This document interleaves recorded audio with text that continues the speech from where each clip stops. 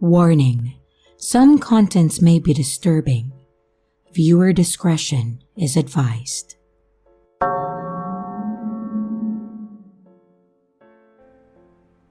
Some people have a normal job, Monday through Friday, 40 hours a week, with health benefits, bonuses each year, retirement funds. Well, not me. I don't have a normal job. It's not easy doing what I do, but it pays the bills since I can't get a regular job due to my criminal record. I'm a janitor that works for the dark web, and I clean up murder rooms once the buyers are done torturing and killing the victims that they paid for. I've been doing it for the past 3 years, and every time someone needs help cleaning up the bloody mess they made, I go in and then clean up. I make sure that there is not a single drop of blood in the room and dispose of the leftover body parts any way that I could. No evidence remaining, no questions asked. In fact, I can never ask any questions. These people cannot be messed with. I just get paid to do my job and go home like nothing. It's a sick job, really, but they would pay me very good. But all of that would change one night when I started to finally question my morality. It was one night when they called me to do a job. It's always at the same location, which is 40 miles from where I live in a rundown warehouse. I was called to clean up a room, which really was no problem at all. But I noticed or barely caught on to something that I never thought twice about. As I was cleaning the room that was covered in blood, I saw a small picture on the floor.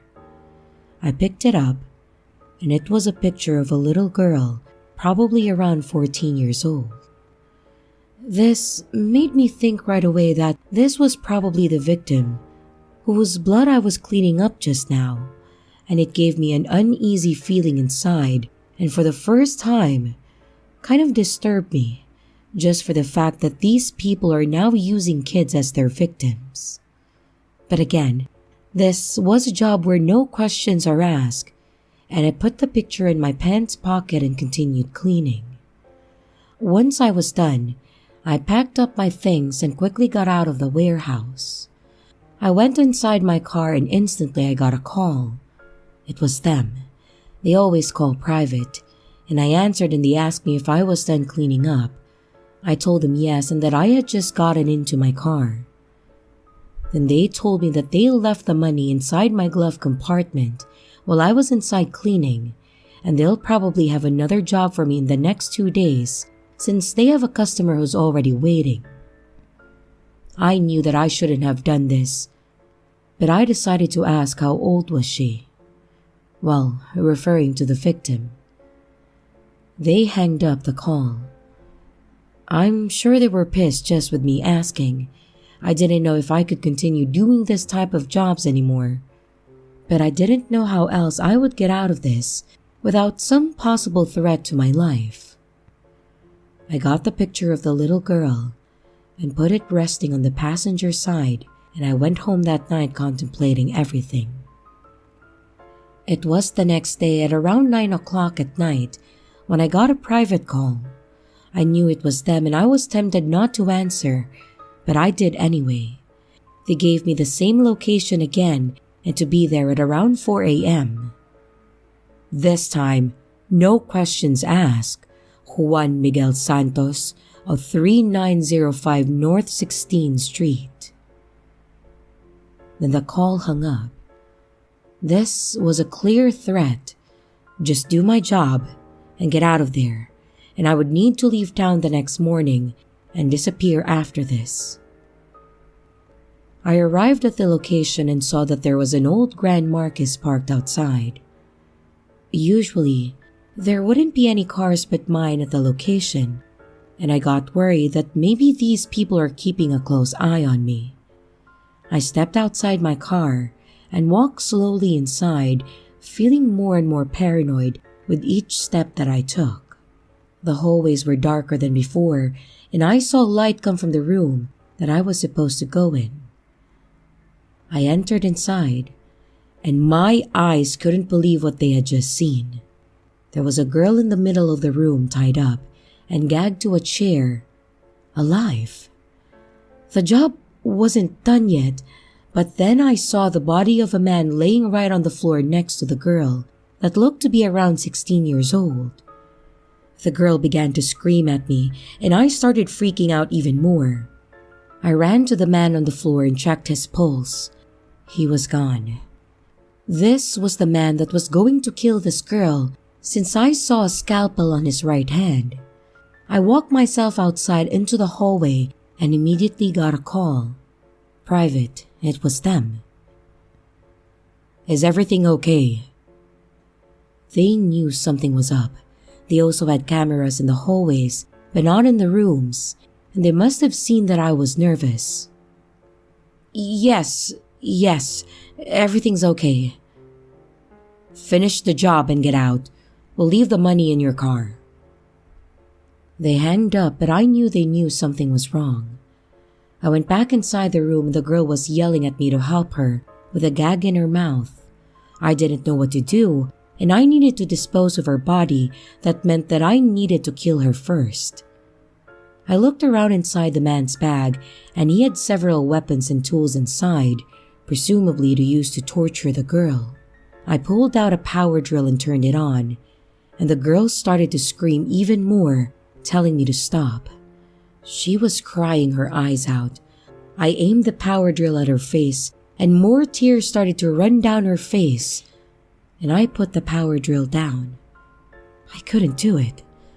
I took off her gag and asked what had happened, and she told me that the man just fell on the floor and seemed like he had a heart attack. "You know that I can't let you out of here. These are dangerous people, and there are cameras everywhere inside this building." We both looked around the room. "What about him?" asked the girl. I looked at the man and saw he had a hoodie.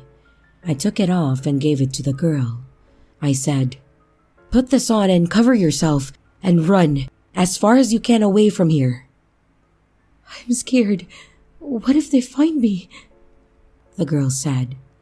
I looked inside the man's pockets and found some car keys. They must have been for the car that was parked outside. "Here, take these keys. I think the car that's parked outside belongs to him. But whatever you do not go to the police. They will find you and they will kill you. Just go as far away from here as possible." And before she left, I asked for her name and she said it was Crystal and that she was 17 years old. I was scared for her. I knew they might have even been outside waiting for me to finish.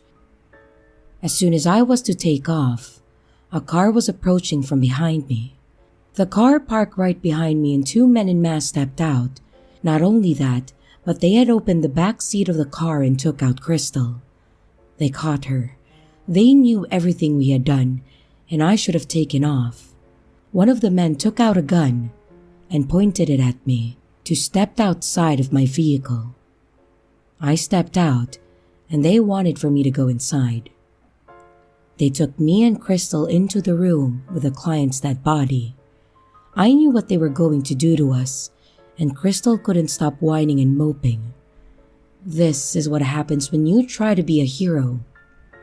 I needed to do something before we would be dead bodies right next to the one that's already on the floor, and I saw that Crystal was right beside the switch to the lights.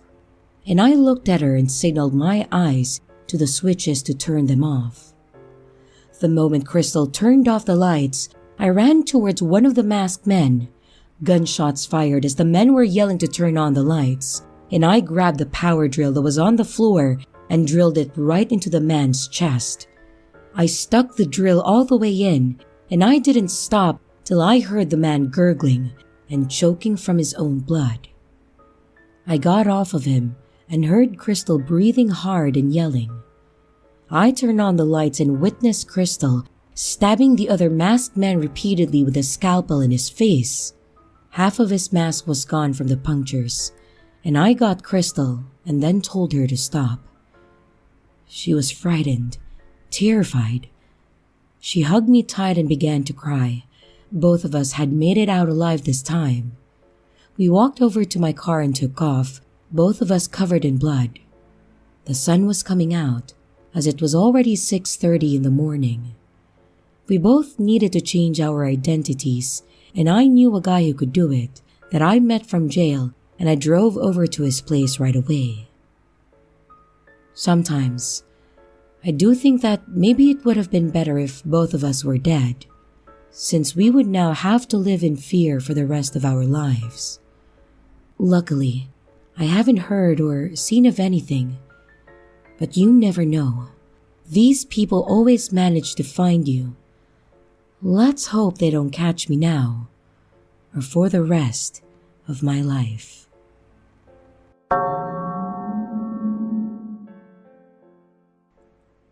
So I'm a bit of a tech nerd by trade, at least I am nowadays. Back when I was much younger, I was a bit on the naive side. Well, okay, I was a bit stupid. Back then, I knew that the dark web was this magical place where all the illegal dealings on the internet happened, and I knew that the surface web had the boring stuff like social media, flash games, and the like. I wanted to see what else was out there, and I wanted to see what others hadn't seen, and as such, I started looking into and started figuring out how to do it. I have been on the dark web a couple of times, once when I was like 17, which is what this story is about, and a few times as I've gotten older, not to do anything illegal or make any sort of illegal purchase, but to see what I could get myself into without breaking the law. My first trip on the dark web, like I said, was quite a while ago. It was before Bitcoin became a big thing and before it had anywhere near the value it has now. I was just a kid and I didn't know what the hell I was doing. This one personal adventure with the dark web actually started with said cryptocurrency. Most things like Bitcoin and the alts came from the dark and deep web. They're not illegal to know about or own, but they were pretty much the go-to currency when it came to illegal dealings out there. Today, they're way more mainstream. I mean, you can literally buy them on a phone app. But back then, they had a little in ways of value or meaning.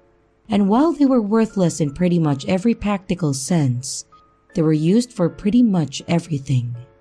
You could use your Bitcoin to buy services, goods, and all of that. They were used for their anonymity more than anything really.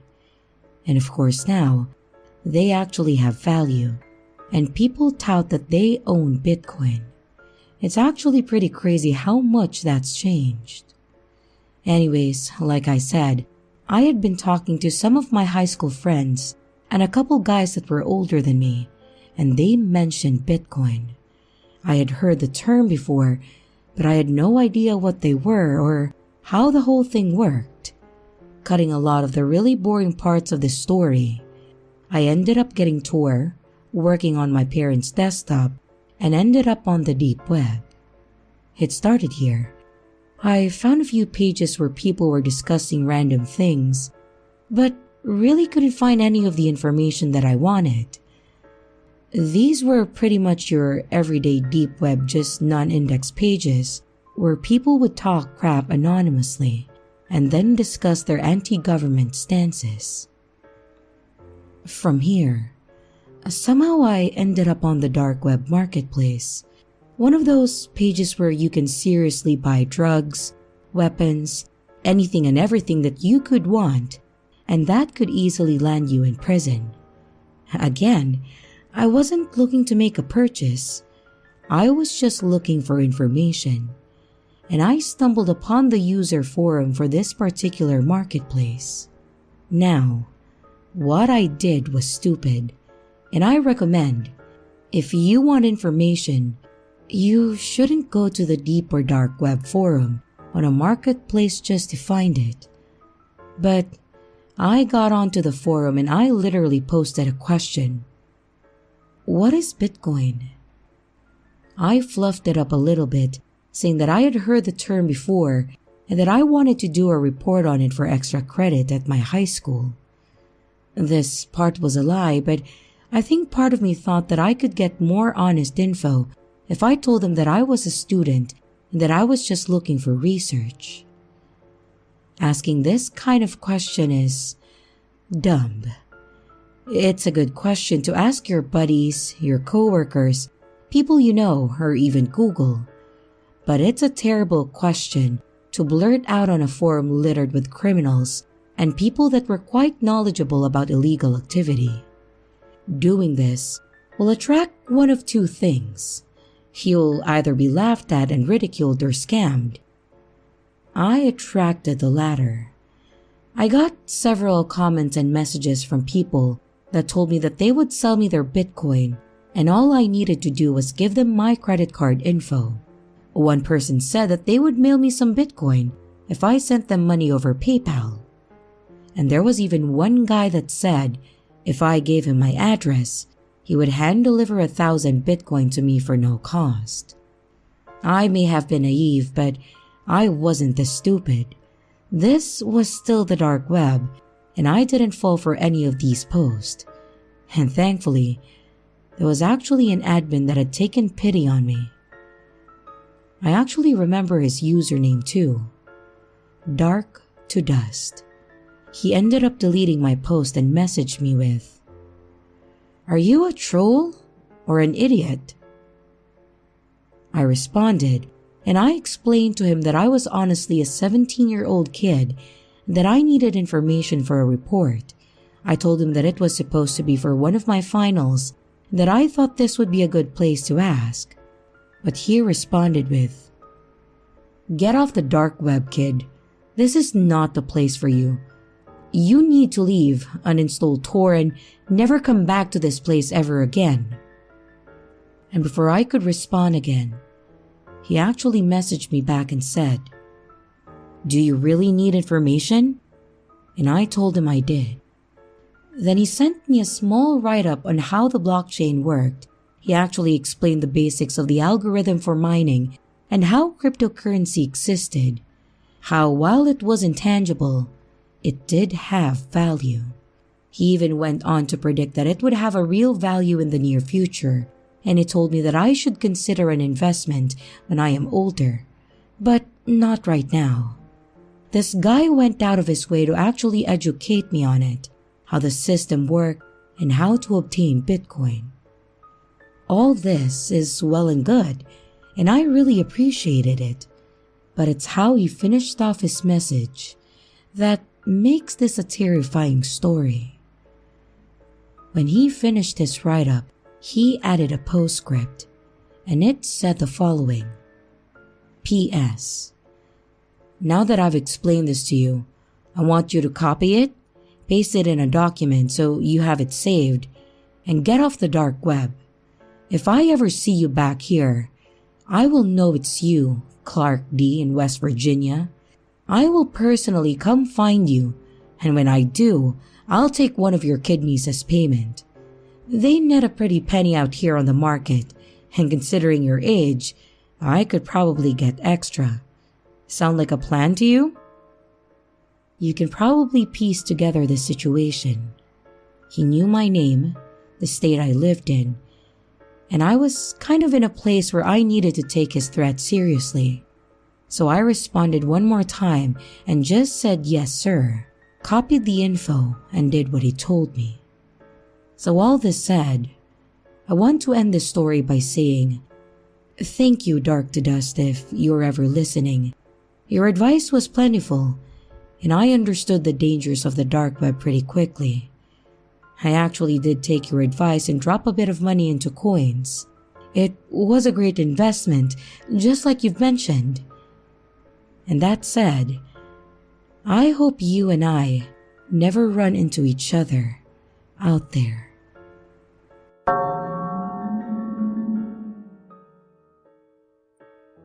This story isn't mine personally, and I'm not the type of person to go out on the deep web for any reason. This story actually happened to a coworker and a good friend of mine, and I made sure that he was okay with me submitting the story, and he said it was fine. For the sake of privacy and security, we're going to refer to him as Ron. Ron's a good guy, probably one of the nicest people I ever met, and he really didn't deserve the situation that happened to him. I will say that I've known him for a few years now, and I completely believe everything that is told me about this. Several years ago, Ron lived in a comfortable suburban home with his lovely wife of 10 years, and for the sake of security, we're going to call her Karen. Ron and Karen had a 7-year-old daughter at that time of this story, and everything seemed alright. Ron had a good job and made more money than they actually needed. Karen was a stay-at-home mom that took care of their daughter when she was at home, and then ran the various errands while she was at school, pretty much doing the basics of what a stay-at-home parent does. Ron was under the impression that their marriage was in a good position. He loved Karen as much as he always had, and he loved his daughter more than life itself. They had a nice house in a nice neighborhood, and they had enough money to take care of any financial emergencies if they needed it. To the best of Ron's knowledge, they were all happy and healthy, and he didn't think anything was wrong at home. Well, Karen, on the other hand, was apparently very unhappy with her marriage and was determined to leave Ron and run off with some guy that she had met online and had been talking to around a year. Karen and her internet boyfriend had apparently spent a lot of time plotting and spoke extensively how they could follow through on what they had planned and what would be the best way to get the deed done. At one time, they even discussed the possibility of her internet boyfriend driving from his home in Nebraska and doing it himself, saying that he could make it look like a robbery gone wrong. Apparently, this would have been too personal, and they opted to look on the dark web for someone to remove her husband from the equation. Then, she would wait long enough to bury him, collect insurance, and then pretend to grieve. Then after a few months, she planned to then take her daughter and the money from his life insurance and run off with her boyfriend to start a new life up north. Based on the conversations, she was adamant that it needed to look like an accident. That way, the life insurance would pay out the maximum. And like I said, Ron made good money and was worth a decent amount dead, so she planned to live a few years off of that with a new guy. Back to their actual plan, as I said, they had the intent of going on the dark web and finding basically a hitman to get rid of her husband.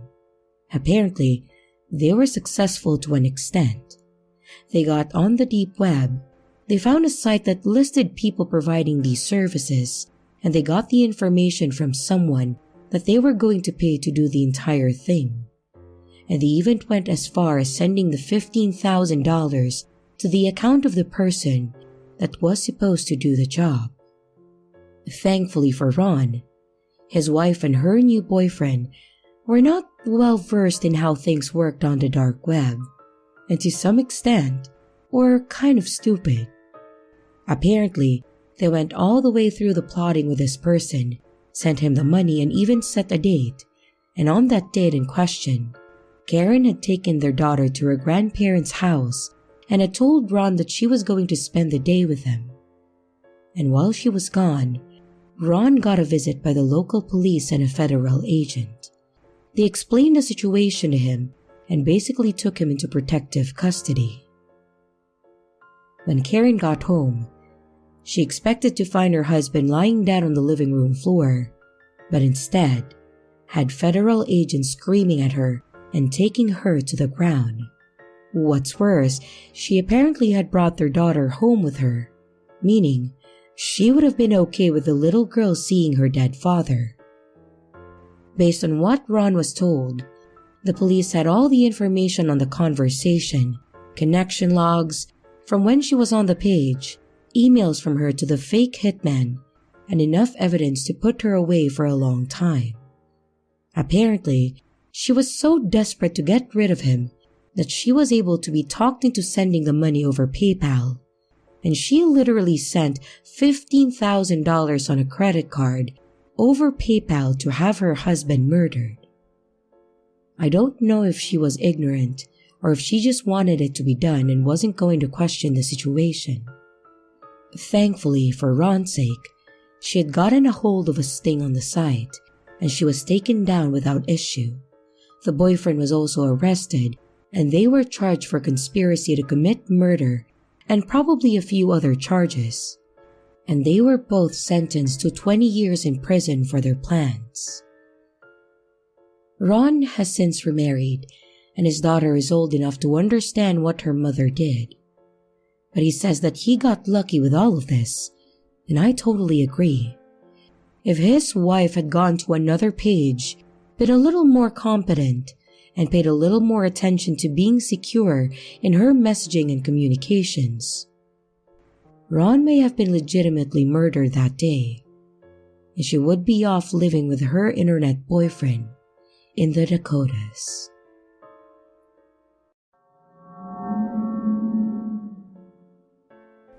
I've been a user of the deep web for quite a long time, going through the various deep sites and seeing what is out there.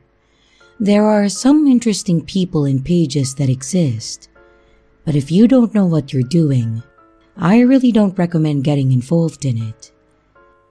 I've been in too deep for a while, and the story that I'm about to tell you was at that time in my life where I was out of control and I was just doing stupid things. Back in the day, I used to be one of those deep or dark web users that may or may not have been involved in some questionable activity. Of this questionable activity, the worst was doing business with a website that was very similar to Silk Road. It wasn't Silk Road, but it was obviously trying to be, and as dumb as it sounds, the prices were more competitive than the others. Thinking back to it now, that should have been a red flag. The bigger sites had methods of vetting and verification of their sellers.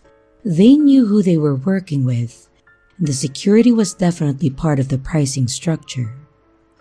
But when you're a broke college kid that is addicted to certain medications, you don't really think too hard on the security of your dealer.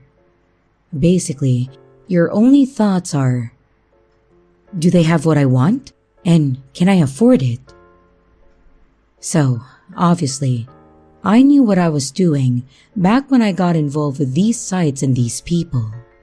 I knew it was illegal, and I knew that I had no way of disputing if my dealer didn't come through, and I would have no matter of taking legal action against the site or the seller. The site had an interesting system in place. The sellers would list what they had beyond a few cryptic user tags, and they had what they called a traffic light system. Basically, the seller could mark their stock based on a color. Green was full, yellow limited, and red was offline and not selling. If it was green, you could basically send them the money and then get what you wanted. Yellow typically required a message to make sure that they had what you wanted. And red meant, don't contact me.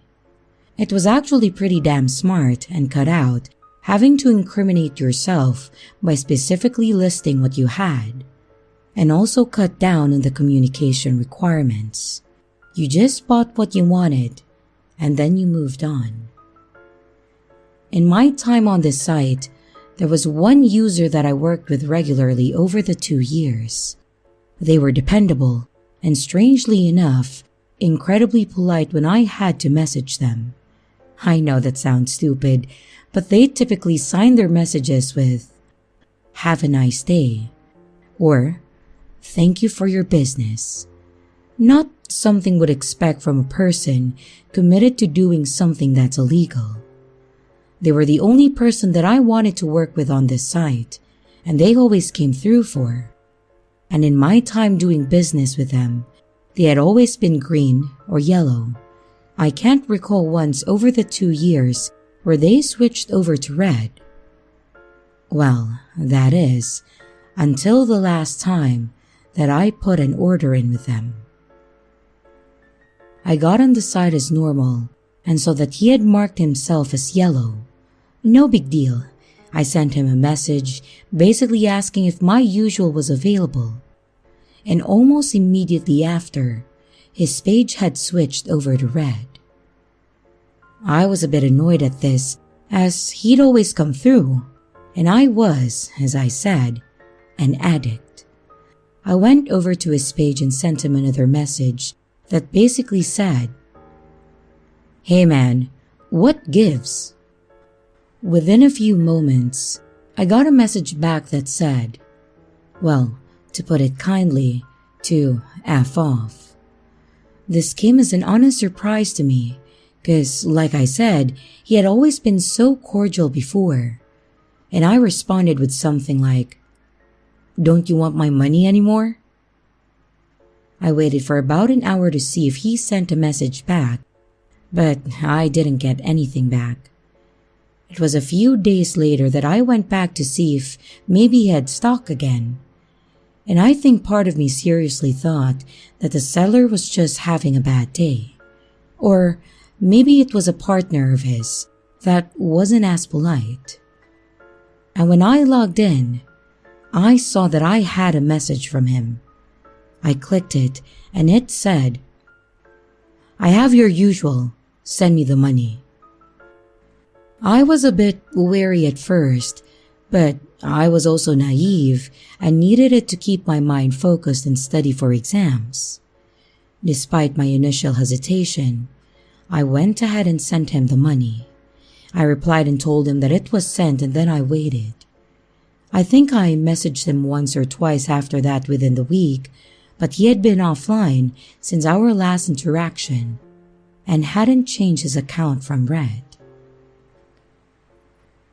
About a week after our last interaction, I got the package. The box looked like it was heavily used and trashy. This was in a complete contrast from what I was used to. And when I opened it, it was lacking pretty much all the security that the seller normally had. He would typically pack inconspicuous items in with the order, usually stuffed animals. I'm assuming it was because they worked as both security and padding. But instead, the box was full of packing peanut and tissue paper. I dumped it out on the floor and checked it, thinking that I was duped. But then I saw the pill bottle and an envelope, which had appeared to be a letter. The first thing I did was open the letter. It said, "Consider this your last order. Jimmy is out of the trade. Thank you for your business." I was a little pissed off since I was going to have to now find a new person on the site to work with. But at the same time, it wasn't a huge deal. At least, I had about 60 days before that was going to be a problem. That was my thought, until I grabbed the bottle and opened it. I removed the lid and saw that inside the bottle were fingernails. I don't mean like fingernail trimmings. I mean fingernails that had been ripped out of the bedding of the finger, 10 of them to be exact. The edges of them looked like they had dried blood, which told me that they had been forcibly removed. It was then that the letter's meaning became a bit more dark, with Jimmy being out of the trade. To answer any potential questions, I never went back to the site. I never went back to any drug sites on the deep web at all. This scared me to a point that I pretty much abandoned all illegal activity. And to those that are curious, no, I didn't go to the police. I wanted to. I wanted to tell them that it was possible that someone had been murdered. But how exactly does one explain that with what I had? I couldn't waltz into the precinct, slam a pill bottle full of fingernails down and say, My drug dealer has been murdered. Technically, he could have pulled them out himself. Not likely, but possible. So anyways, that's my story. Stay off the dark web. Deep web is probably okay. And oh, don't do drugs.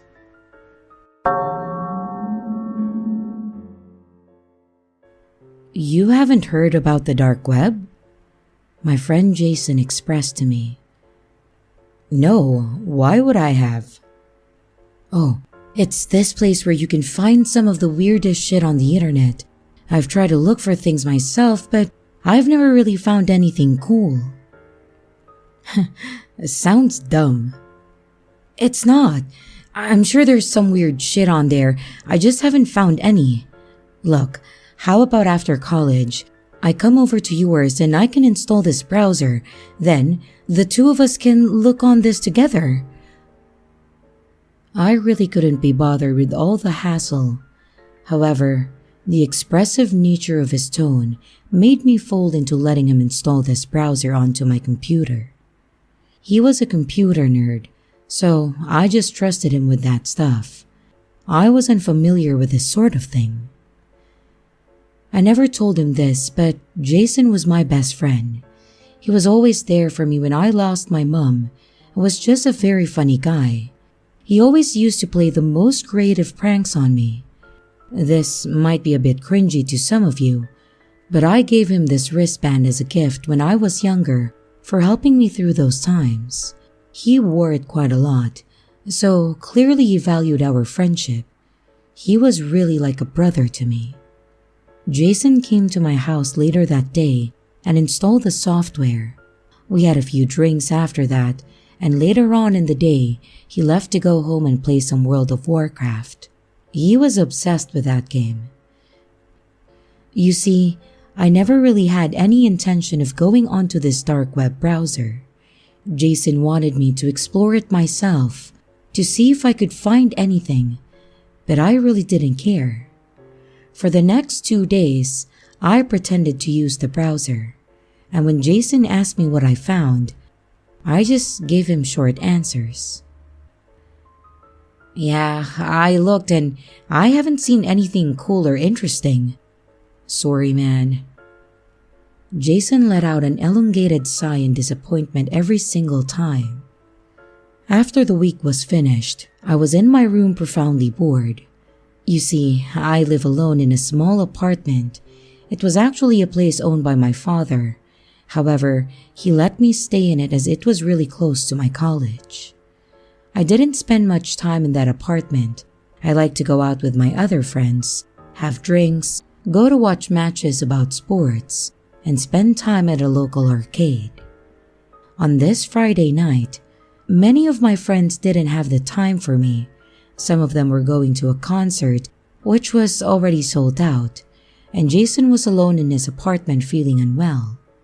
Another one of them had things to do with their partner too. I was left single in this tiny apartment with not an awful lot of entertainment. So, my stale state of affairs got the better of me. I made myself a cup of coffee and sat in isolation by my computer desk. I decided to use the browser Jason had installed to see if I could actually find anything of interest. When I opened the software, I was surprised to see that it looked like any other natural browser. It was called Doorfront, which I thought was an extremely bizarre title.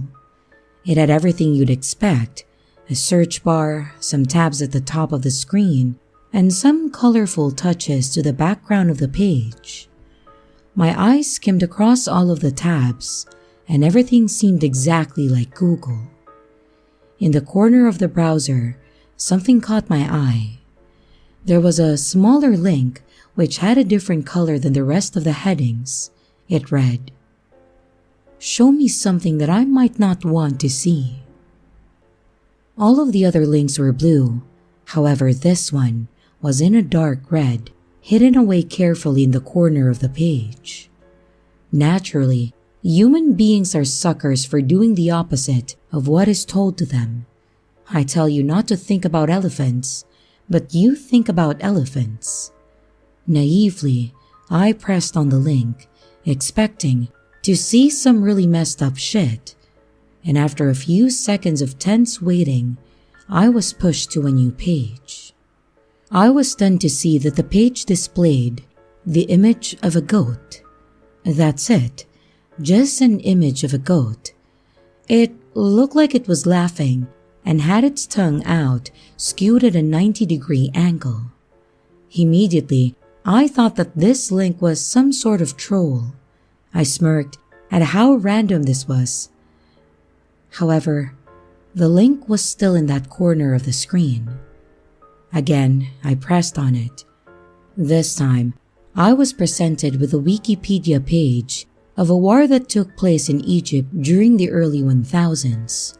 After a few more clicks, I realized what this "show me something that I might not want to see" link actually was. It was a random search of the internet. Kind of a cool concept, however, I wasn't seeing anything cool or interesting. So, just as I was about to stop pressing this random internet search button, I was taken to a type of page that I've never seen before.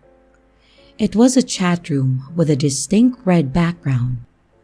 It had a large chat box and also featured webcam images, almost identical to how something like Omegle looks, except with a more sinister tone.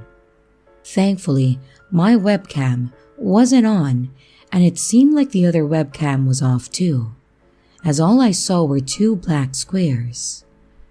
I just sort of stared into the dark screen for a few seconds before perceiving that this page was probably broken.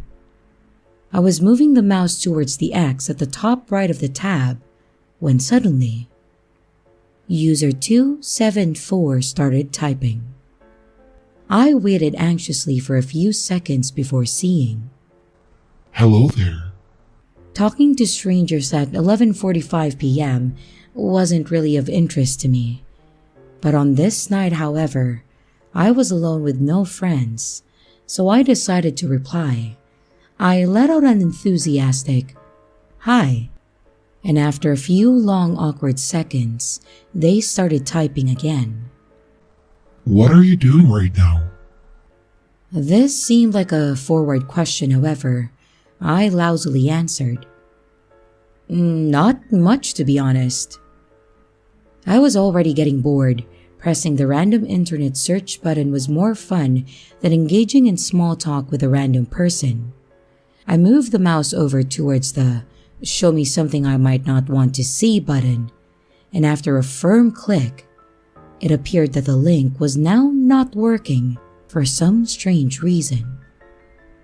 The person in the chat room started typing again. "Me too.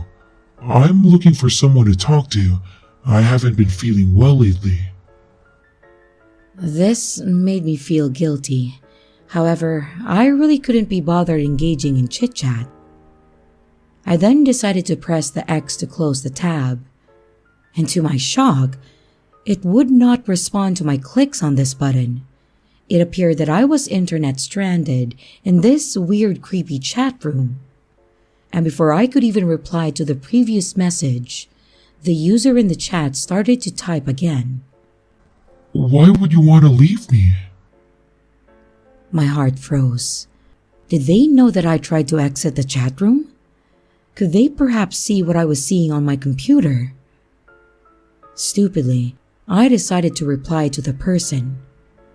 "Hi, sorry, I just want to search the internet. I think my browser is frozen though." The user started typing almost instantaneously. "No, it's not." "What do you mean?" I asked whilst bewildered. "Your browser isn't frozen." There was a dead silence before they promptly messaged. "I just decided to pause you." I started to sweat profusely. My hands began to shake as I typed in my concerned queries. "I don't understand." The anxiety and fear was starting to hit me hard, I was sat alone in a small room in the pitch dark, and the only light source was the radiant computer screen which lit up my face. They typed for a while and said, "I didn't want you to leave like the rest of them.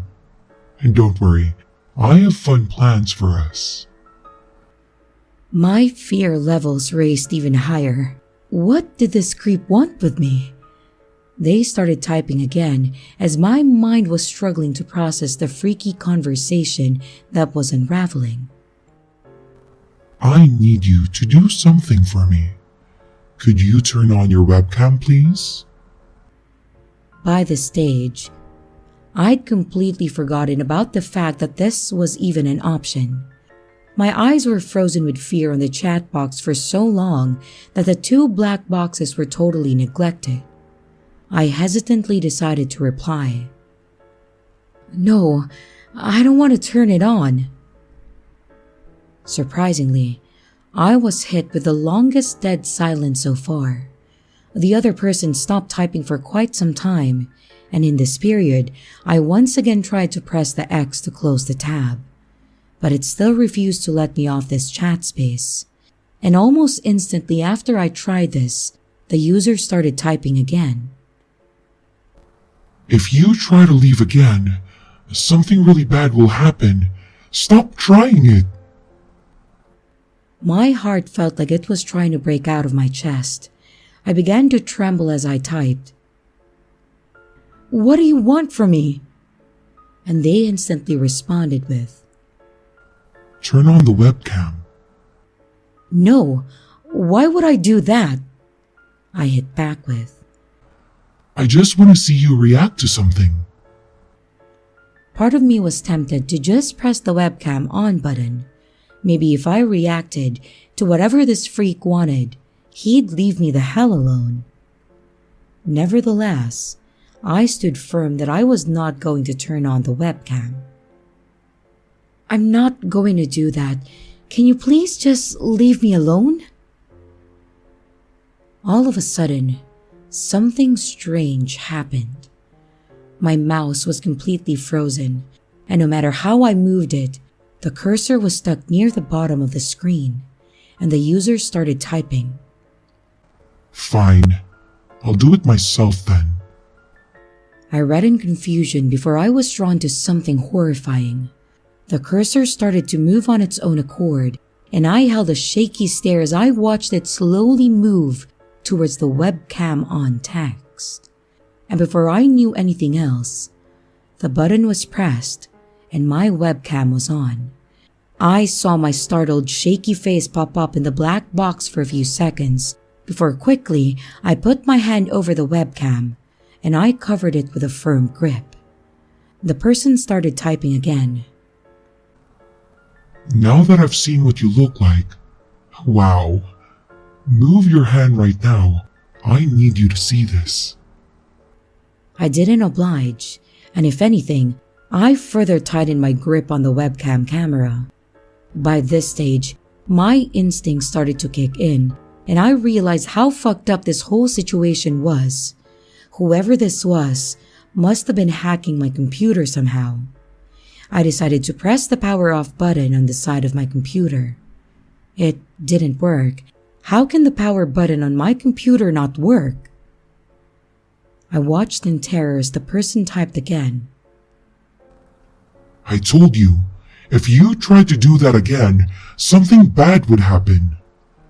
I don't think you understand how serious I am, Jordan." I felt my soul leave my body. Jordan was my name.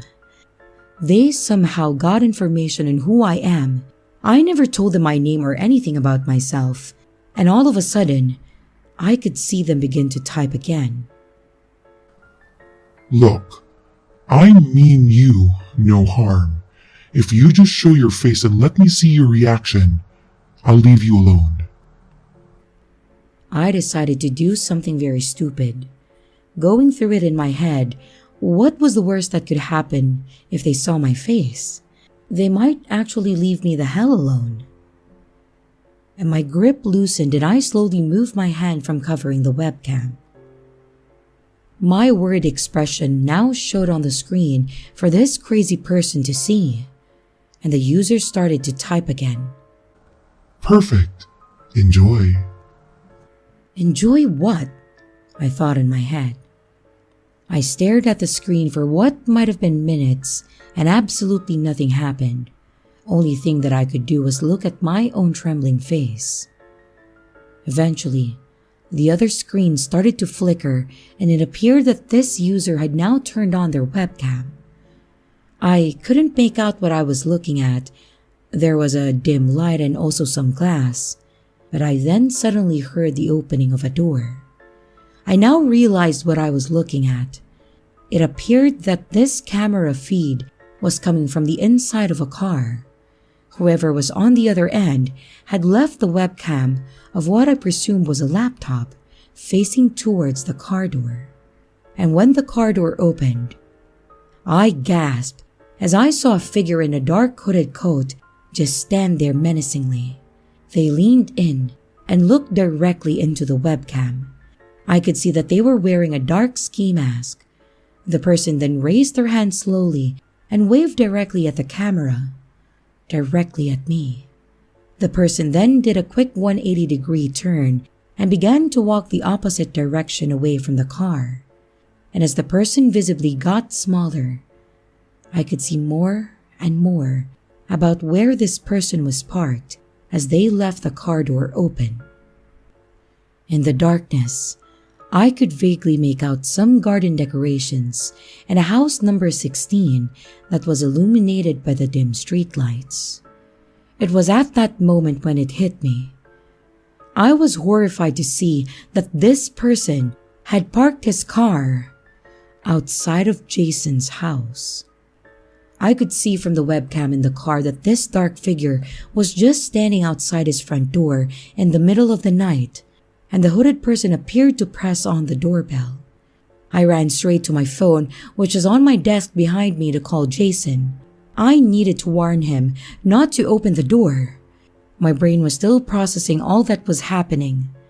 How did this person know about Jason's address? The phone rang for what felt like years. No answer. I tried to call again. No answer. I muttered, "No, no, no, no, no!" under my breath, the no's gradually getting louder as the seriousness of this messed up situation hit me.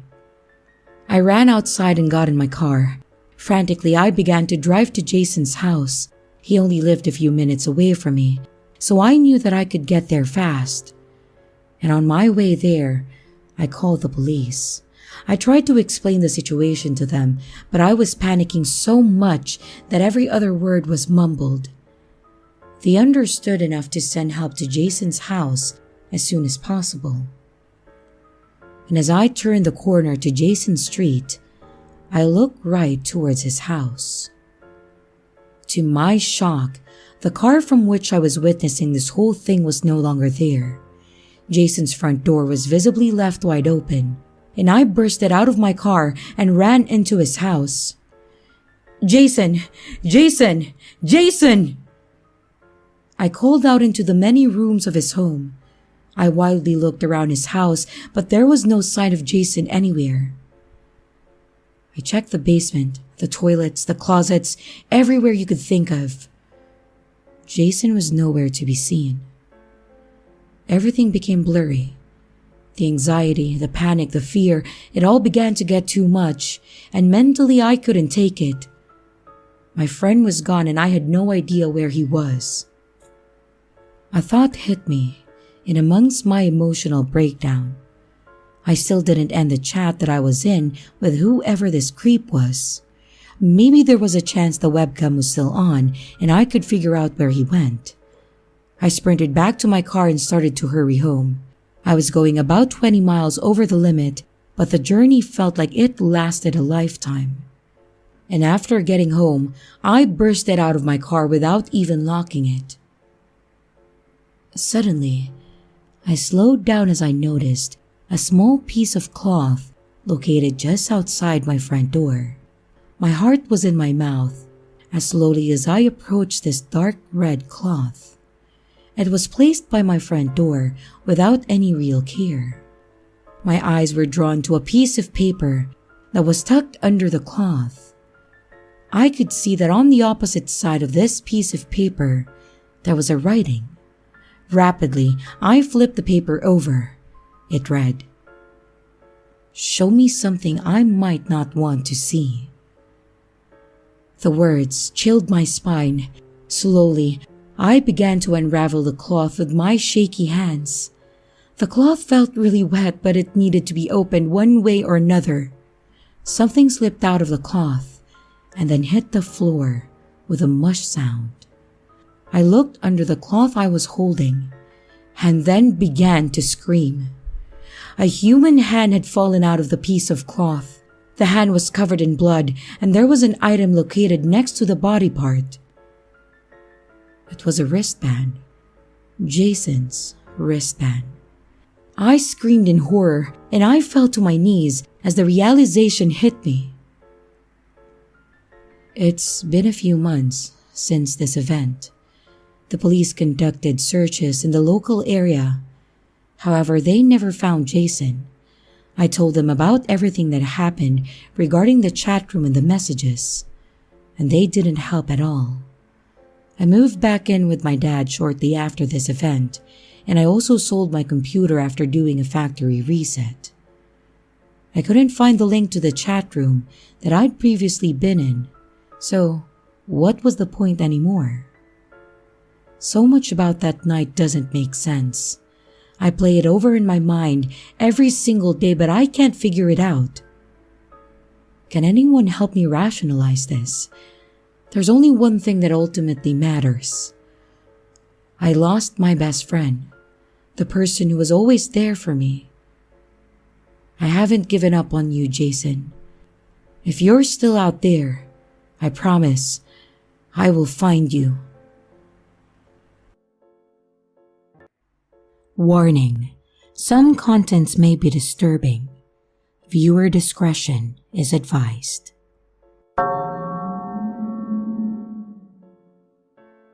I guess you could trace my current situation back to two factors: my New Year's resolution and my weakness to aggressive marketing.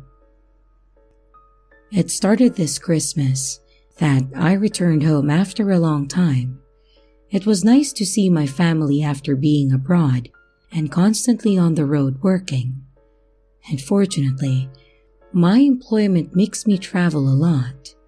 You see, I'm a public relations manager for a big company, and this forces me to be in all kinds of different places, just all over the world. Of course, I don't complain, and traveling is always a beautiful experience. But you can get homesick pretty easily. Now, having traveled pretty much everywhere this year, I managed to attend all sorts of events, mainly musical concerts, from bands that very rarely visit my home place. From Muse to Dream Theater to my childhood love, which was Manowar, and then back to rock music with Sum 41. I am sharing these moments because they were what flared up my old passion, the love I used to have for playing music myself. After spending the first few holiday nights at my parents' place, I got to their basement and rediscovered my old electric guitar and my amplifier that I had almost forgotten there for more than 6 years. You can imagine that the playing was very clumsy, but I managed to pull out some chords and basic melodies. My job had made me forget about music, but now that I have found my passion again, I vowed not to lose it again. It was honestly a wholesome moment when I managed to relearn some old songs and play them while singing out with the family like we did back when I was just a kid. Unfortunately, reality hits you no matter what you do. And while preparing for my flight home, I did pack my guitar and a small practice amp that I had just bought, but I knew I wouldn't play with them that much. Next week, I would have to travel again, and my schedule would be really busy. So to be realistic, I would very rarely even touch the guitar. But nevertheless, I had started looking for some guitar gear, and since Google is smarter than me, while I was doing my research, it started bombarding me with ads about small portable instruments that you could easily learn. And normally, I just ditch such kinds of ads.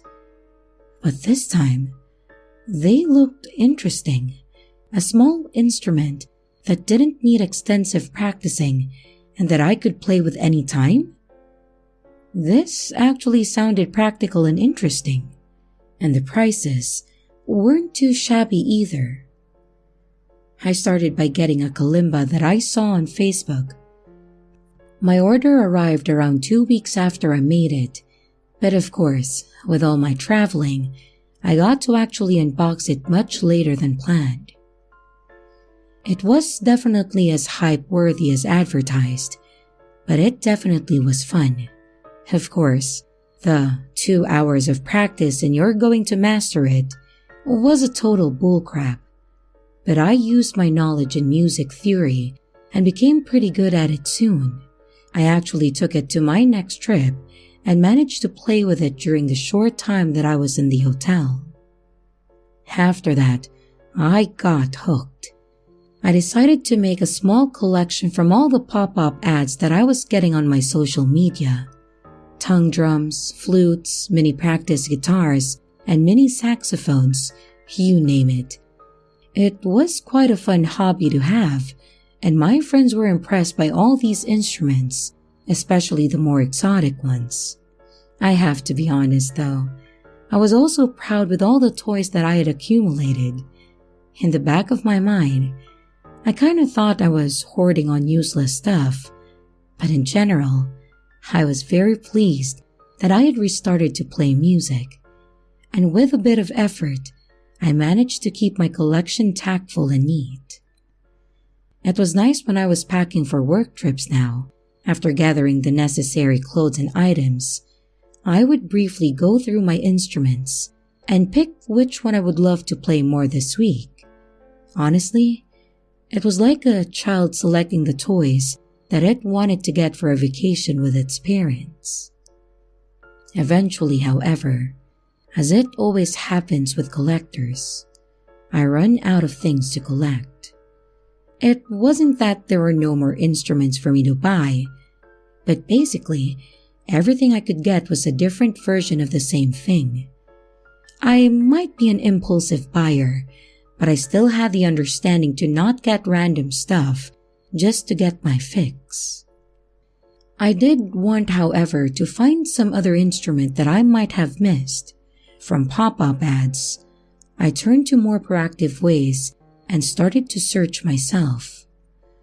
I got a few things that I had never ever seen before, but eventually these ran out as well. And I was pretty certain that I had gathered all there was.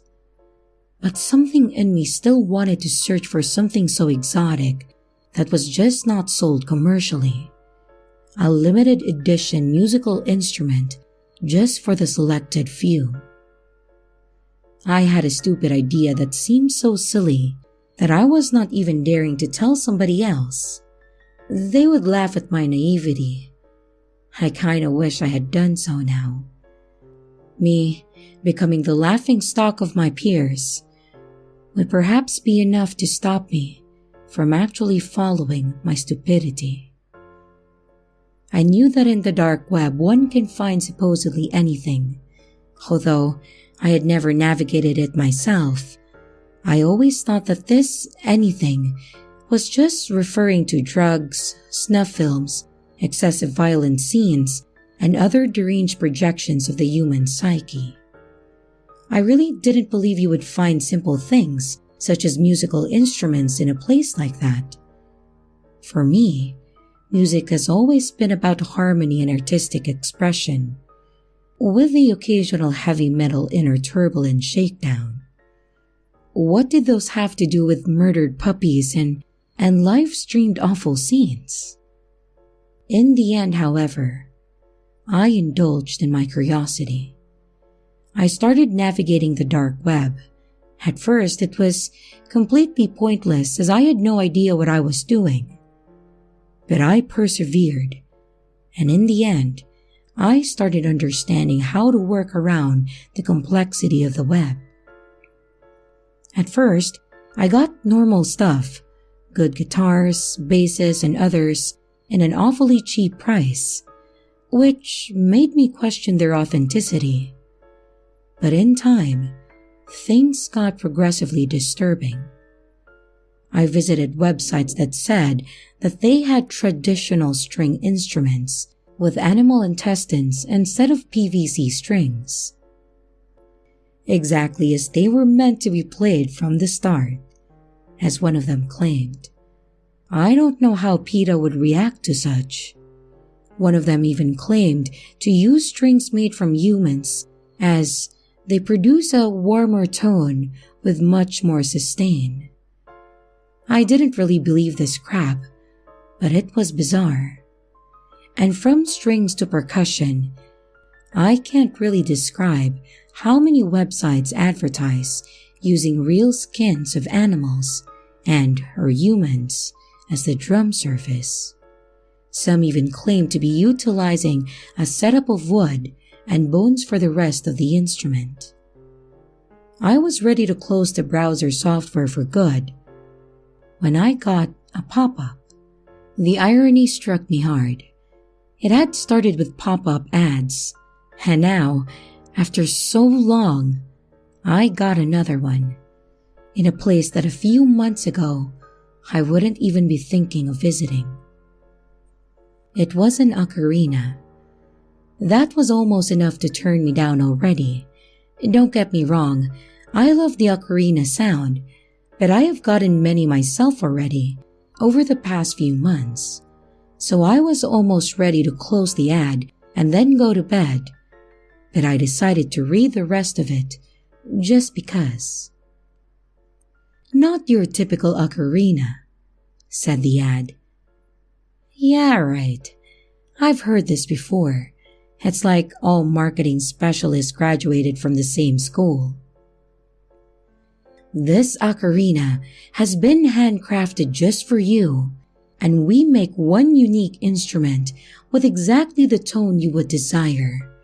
There never was or never will be another instrument like this produced ever again. We take pride in making one instrument for every customer." Interesting. I had no idea how they would do that, so my skepticism kept me from going to the purchase window still. Have you ever owned an instrument that you cannot hear, but you can feel with every single molecule of your body? Well, try us. The Infusion Ocarina is truly a work of art, specially made for you, the most demanding musician. 30-day window return policy, no questions asked. Are you ready to take your music to the next level? Well, shit. That was intriguing. I cannot deny. And it was just $50. So, worst case scenario, I would just throw it away or return it. No big deal. It wouldn't be the first time anyway. I did check to see if that too was made from any freaky material, and I was pleased to see that it was just made from maple and ebony. I moved on to the customize and purchase option. There, I had to laugh. There were no questions about what kind of sound I liked or what other preferences I had. It just asked for a few general questions, but not anything too personal. It was more like making a sketch of my character than getting my preference. I really didn't think their claims were legit at this point, but I continued anyways. The last part was the mailing window, and it was the strangest thing so far. The thing would arrive in approximately 2 weeks, during which time I would be on another job trip in Netherlands. Therefore, I gave the address of my local post office so that I would receive the parcel after coming home. And the moment that I clicked on the location I wanted, the system changed it automatically. The address given was the address of my hotel in Netherlands. What the hell? How was that even possible? I tried adding the delivery address that I wanted again, and it switched back by itself. This was mesmerizing, and honestly, scary.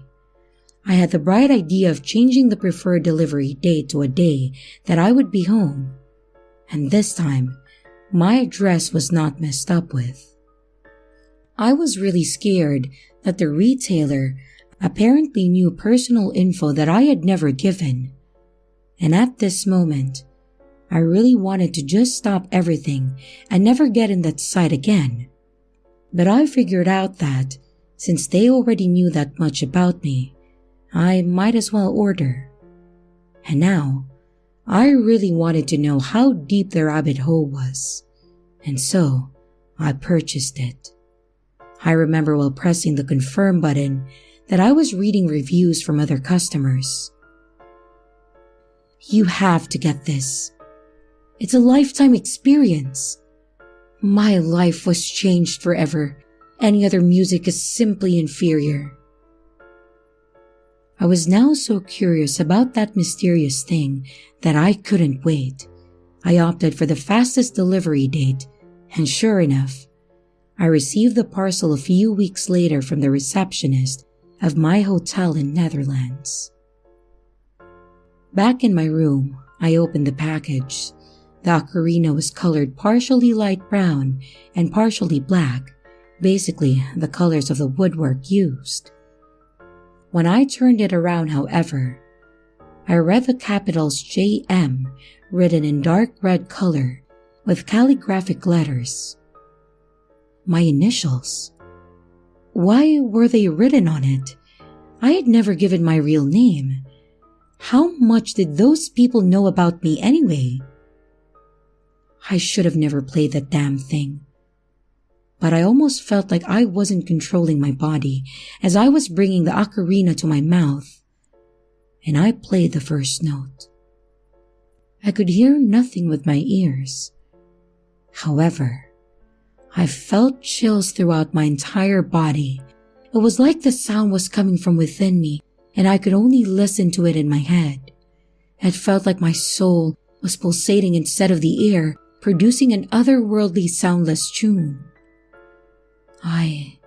I had to keep playing. I already knew how to play an ocarina, and the infusion was tuned like a normal one. I played songs that I had learned before, but it felt like I was hearing them for the first time. It was the most melodic thing that I have ever heard, but it was also terrifying. It felt like I was running through all human emotions at the same time. I was happy. I was scared, depressed, and shocked at the same time. All the sounds had faded around me, and it seemed like I had my heartbeat and my blood pulse for percussion, perfectly in tune with my ocarina. I had never felt like this before, experiencing every emotion that I have ever had in one go. I finished my last song, tears streaming down my face. I heard a car passing by, and the normal sound it makes sounded like a cacophony of a million terrible things. I cringed so hard at the noise, then I collapsed. When I woke up, I realized that any kind of sound seemed false to me. I tried playing with a kalimba that I had with me. It sounded awfully out of tune, and the normally soothing tunes were now all the wrong sounds. Even my own voice echoed like a banshee's in my ear. I looked at the ocarina. It was on the floor where it had fallen after I had faded out. I picked it up and hesitantly played it again. The feelings overwhelmed me again, like they had done before. It was the only beautiful sound in the whole world. That night, I didn't sleep well. I was ravaged by nightmares of dark figures haunting me and mocking me. In fact, since that fateful day, I haven't been able to sleep in peace. I've been having constant nightmares since then, and they get worse by the night. My life hasn't been going better as well. I am constantly tired by the loss of sleep, and the worst thing is that I grew to hate every single sound in the world. I tried getting back to my beloved guitar back home, and it was so terrible that I honestly felt that the noise it made as I was breaking it into pieces was almost better. Same thing with all the other instruments. Pieces of junk, all of them. I tried to find comfort in the arms of my beloved girlfriend, but she wouldn't understand why I didn't want to listen to a word she said. She tried to comfort me, but her annoying voice was unbearable now. But it was actually a voice which used to make me smile every morning when I woke up. I sent her away, telling her that if she didn't shut up, I would go insane. And she left me, wiping tears uncontrollably and cursing me loudly as I was covering my ears to avoid the noise. The sleep deprivation was getting to me. I started mixing the creatures that I was seeing in my dreams with reality. I started believing they were real and were drawn to me by the tunes of my ocarina. And for some reason, this makes so much sense when I think about it. Honestly, I hope they are, so that I will get to stop suffering from this awful, noisy, and out-of-tune world. My only happiness came from playing the ocarina, and while I was at it, all my demons would subside, and all the outer sounds would stay silent. My entire existence was focused into my art. I would play it until I had no breath left, and then collapse on my bed, where legions of unspeakable things would then haunt me, until I eventually woke up, drenched in sweat. I did manage to find a small comfort, however. In a desperate move, I pressed 2 pencils deep in my ears, destroying my eardrums forever. The pain was unbearable, and I was screaming like a wounded monster. But finally, everything went silent. After I called the ambulance, I remember smiling, since I was finally in total silence. The pain was excruciating, but at least it was quiet. And after my admission to the hospital, I was brought for psychiatric evaluation. Fortunately, I was able to go home and was prescribed some medication. I accepted it, although I knew already that it wouldn't work. And since then, I've stayed home. I am permanently deaf now, but that's the least of my problems. The drugs are of course not working, and the demons in my head are more real than ever before. And I live every day in fear and pain. Each morning is worse than the previous, and I don't know how much time I have before I go completely insane. The only thing I have left is my ocarina. I am playing it from dawn to dusk. It keeps the fear away and helps me find some serenity. Some will argue that this was the cause of my fall, but when I play it, the world truly seems like a better place. All in all, despite some minor inconveniences that come with this instrument, the end result is the most life-changing experience that you've ever experienced. There is nothing quite like it. I strongly recommend you get one of those. It has truly made me happy.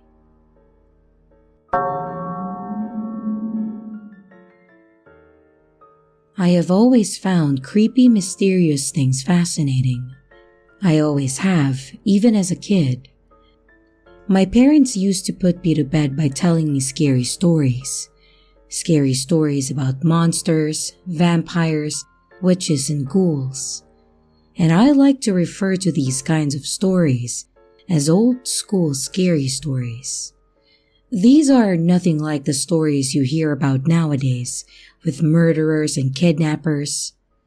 Unlike vampires and monsters, murderers and kidnappers are actually real, making it more frightening. Old school scary stories never scared me that much because I knew that none of those were real. It was fake. It was all fake. After all, there's no point in being scared of things that aren't real, right? Well, that's initially what I told myself whenever I would get scared. However, I had no idea what lay in store for me as I got older. I'm currently 20 years old, and I live alone just outside of town in a tiny apartment. I'm a student with a part-time job, so a tiny apartment is sadly all I can afford. And my best friend Emily comes to visit me sometimes. We have been best friends since middle school.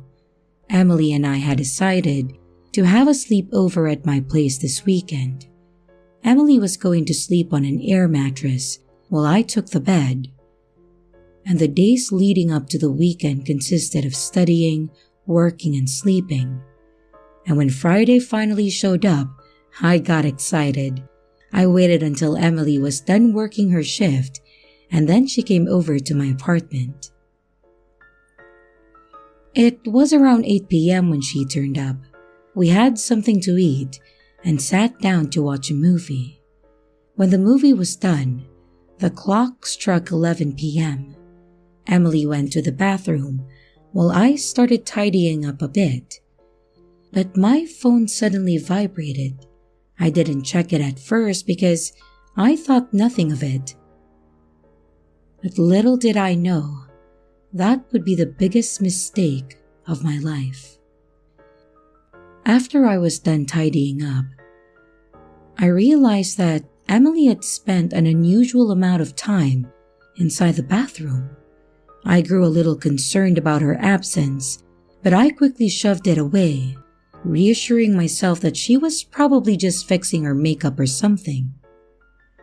I sat down on the couch and checked my phone. It was a snap from Emily.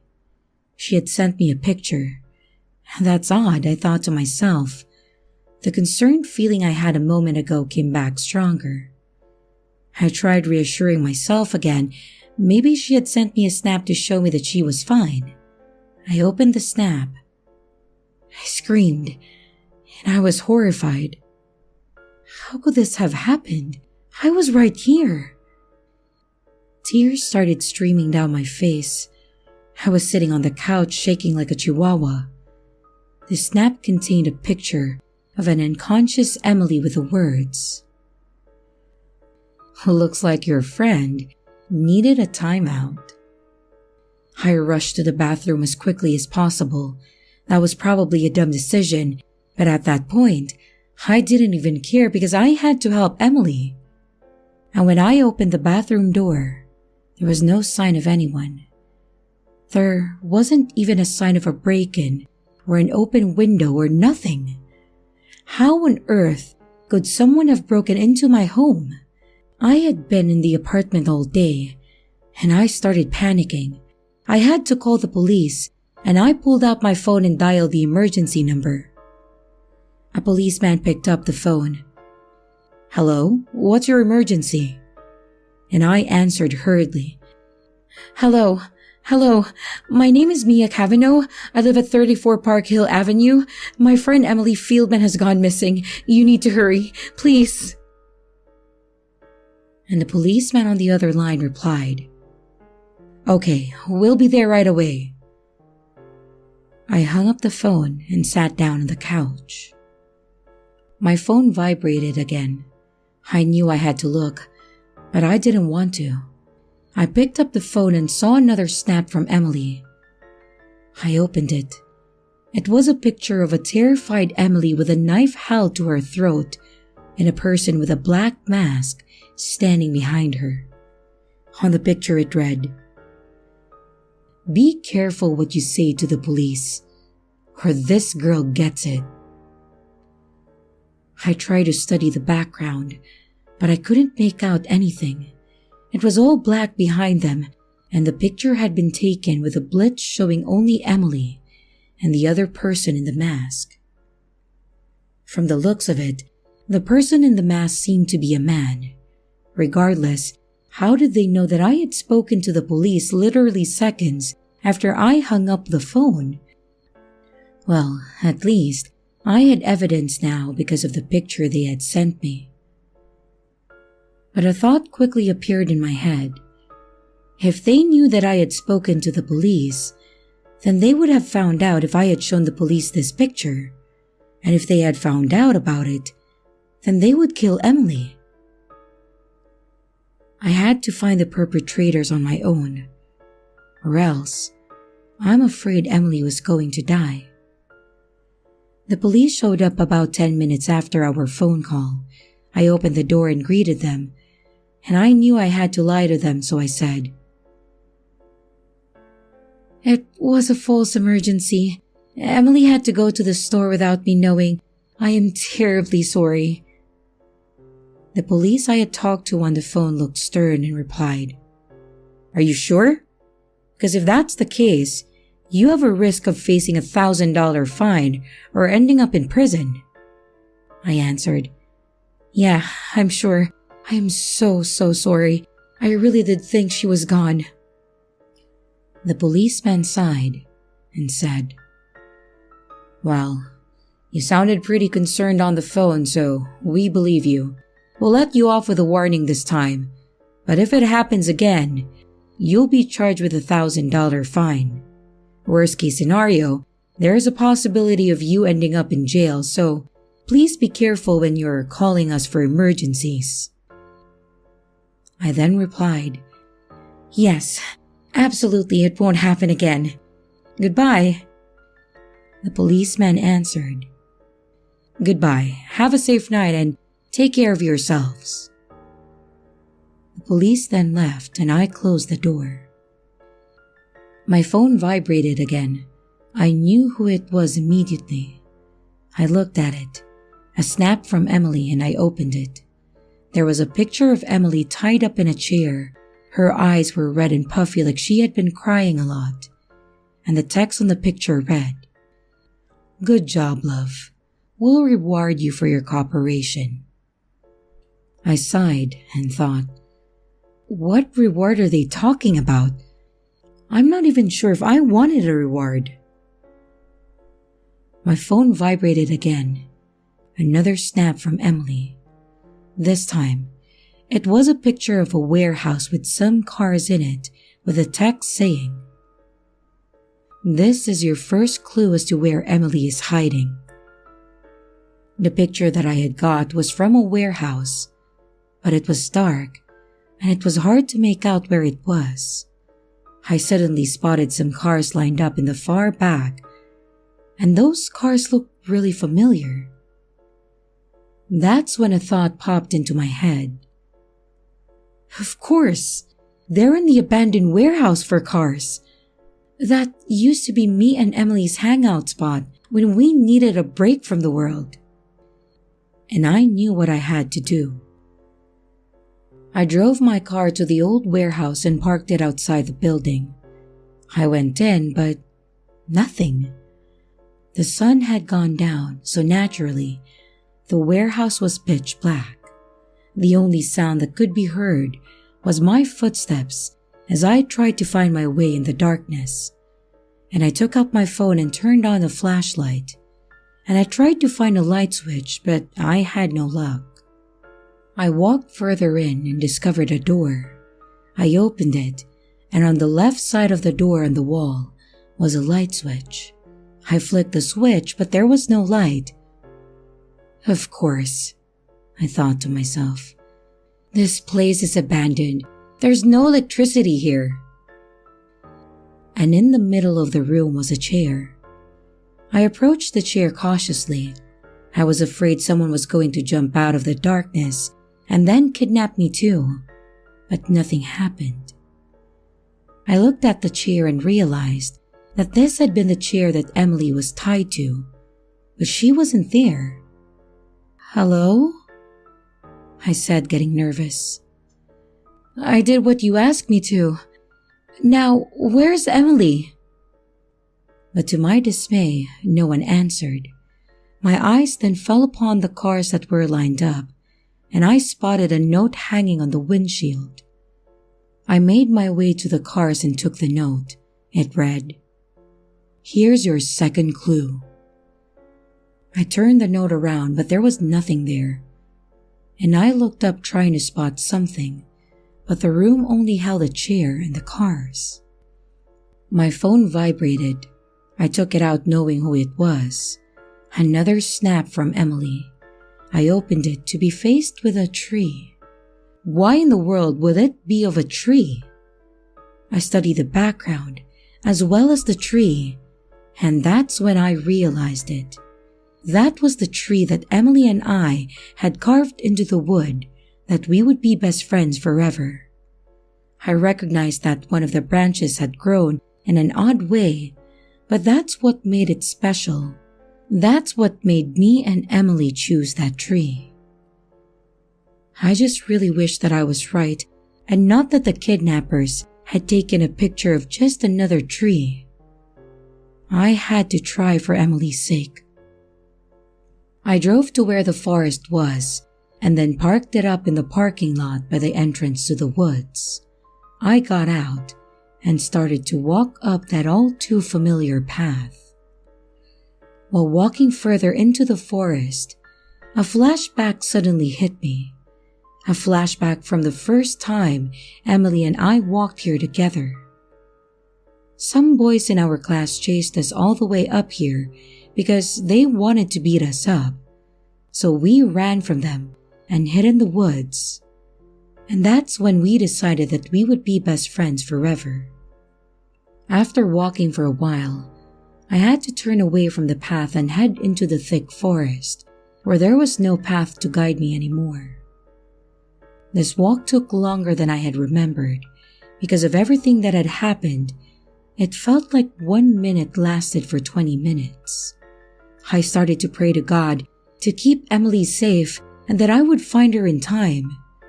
And to be quite honest, I wasn't really a Christian, but I was just so desperate.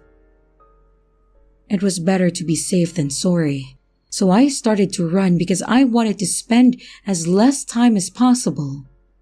I got there soon enough after my little run, but there was nobody there. I walked up to the tree and I found the carving. Our carving. E plus M equals BFF. Looking at it, I smiled, remembering the good times. I traced my finger alongside the E in the carving. And that's when my emotions got the best of me. I started to cry. I hugged the tree, wishing it was Emily who stood in my arms and not the tree. And after I had cried a whole lot, I had to start looking for clues. I stopped hugging the tree and I began my hunt. After a little while with no luck, my phone vibrated again. Yet another snap from Emily. I pulled out my phone and opened the snap. I could tell that the picture was taken in our schoolyard, in the place where Emily and I first met each other. I couldn't see Emily in the picture though, and that freaked me out. I placed my phone in my pocket and I had to get there as fast as I could, so I ran down to my car and then I drove off. I parked my car in the school's parking lot and then I got out. I had to find Emily. It was the only thing on my mind right now. I started walking down the schoolyard. I couldn't see anything. My head turned to the side. And that's when I spotted the place, which was where the picture was taken. My first encounter with Emily. And all the memories came flooding back. The same old tiny shed with the same old tree beside it. I walked towards it. I had a feeling that I would find my next clue, or better yet, Emily in there. And as I got closer, I noticed someone had left the door to the shed ajar. I opened the door to the shed and looked inside. It was dark, but the room was illuminated by the moon. There was a desk and a chair standing in the middle of the room. I walked to the desk and found a note. The note read, "Final destination is Emily's place. Can you reach us in time?"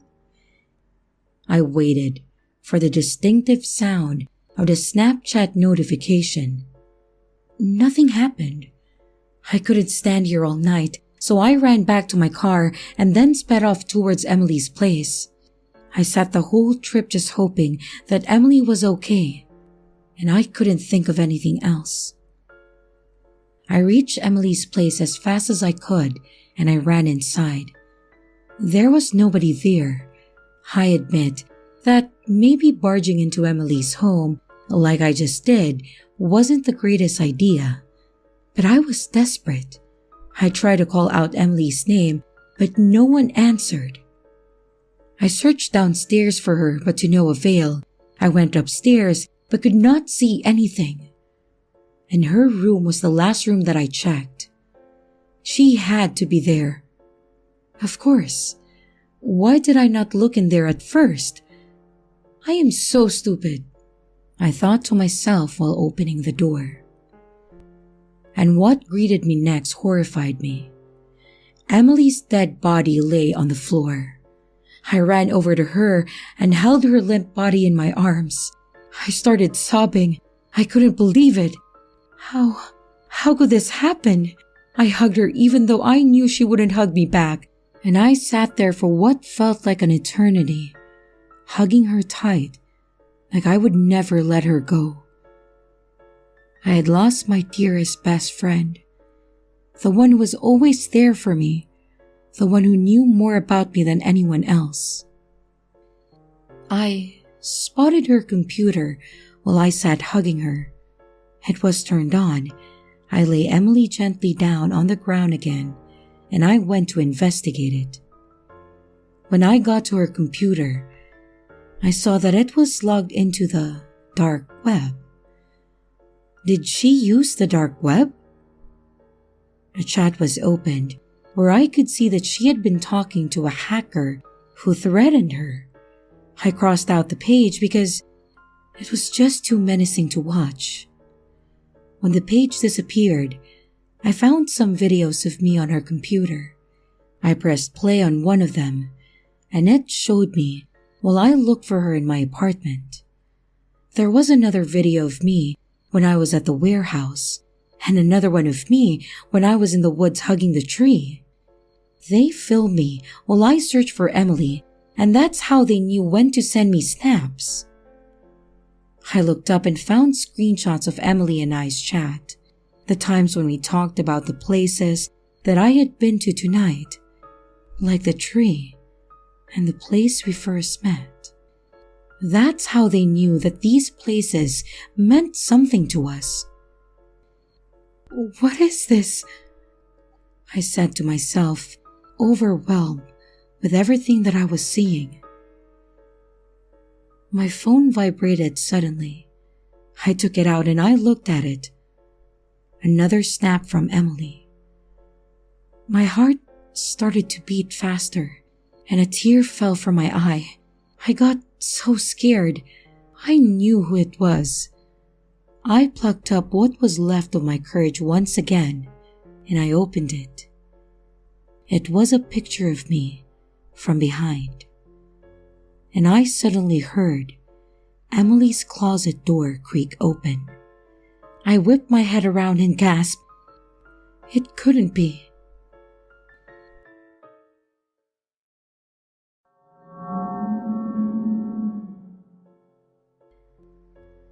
Some people are terrified of going on the dark web. Most people wouldn't even know where to begin. But me? I've gotten way too comfortable searching the bowels of the deep web and its darkest corners of depravity. I work as a fence of sorts, taking advantage of most people's technical ineptitude. I make a profit from selling illicit items to folks in my hometown. Once upon a time, I got these things from other sources, but nowadays, you can get anything and I mean anything, delivered to your door with a click of a mouse. It's cheap and surprisingly reliable. There's no such thing as morals when you have a job like I do, selling all manner of questionable items. I guess because of that, you could argue that I deserved what happened to me. I was sitting in my home office, feeling bored and lonely. Having a 2-story 4-bedroom house with a giant backyard is kind of pointless when you have nobody to share it with. And a thought occurred to me again that I should get a dog. People on Instagram and Facebook had dogs, and they all looked content and happy with their lives, out in the sun playing frisbee and rolling around on blankets in the grass. Why couldn't that be me? It had been a while since I had a real girlfriend too, so the thought of using the pooch as an icebreaker for talking to women also crossed my mind, and I got up the courage to finally do it. Then and there, deciding to get a puppy that I could raise up to be a loyal and faithful companion, to share my big house, which felt so empty. And without really thinking about it, I did what I always did when I wanted to buy something. I opened the Tor browser on my laptop and went to my favorite illicit site. For some reason, the idea of going to a normal website or to a breeder or pet store didn't cross my mind until later. In retrospect, that would have made a lot more sense. I typed in dog in the search bar, but only one ad came up, and I clicked on it. Puppy for sale. Purebred Southern Wolfhound, $500, will deliver. There was a picture of a very cute little black dog. I had never heard of a Southern Wolfhound before. It didn't look like one that I had ever seen. And then again, I didn't know much about dogs. Not being one for shopping around, I punched in my credit card info and clicked on the buy button. A few days later, a wide-eyed and nervous-looking delivery man knocked on my door. At his feet sat an oversized dog crate that was pitch black inside. Nothing could be seen within it. His trembling hands passed me a tablet, and I signed for the delivery and brought the heavy crate into my house. The dog was a lively one, I thought to myself. When I picked up the crate, it started moving restlessly inside, feeling more like a giant python than a puppy. Its weight didn't seem to match what I had seen in the picture. I wondered briefly if there had been some sort of shipping mistake, and I almost ran back after the delivery guy. But when I opened it up, there it was. An adorable black puppy wandered out hesitantly and then ran over to me.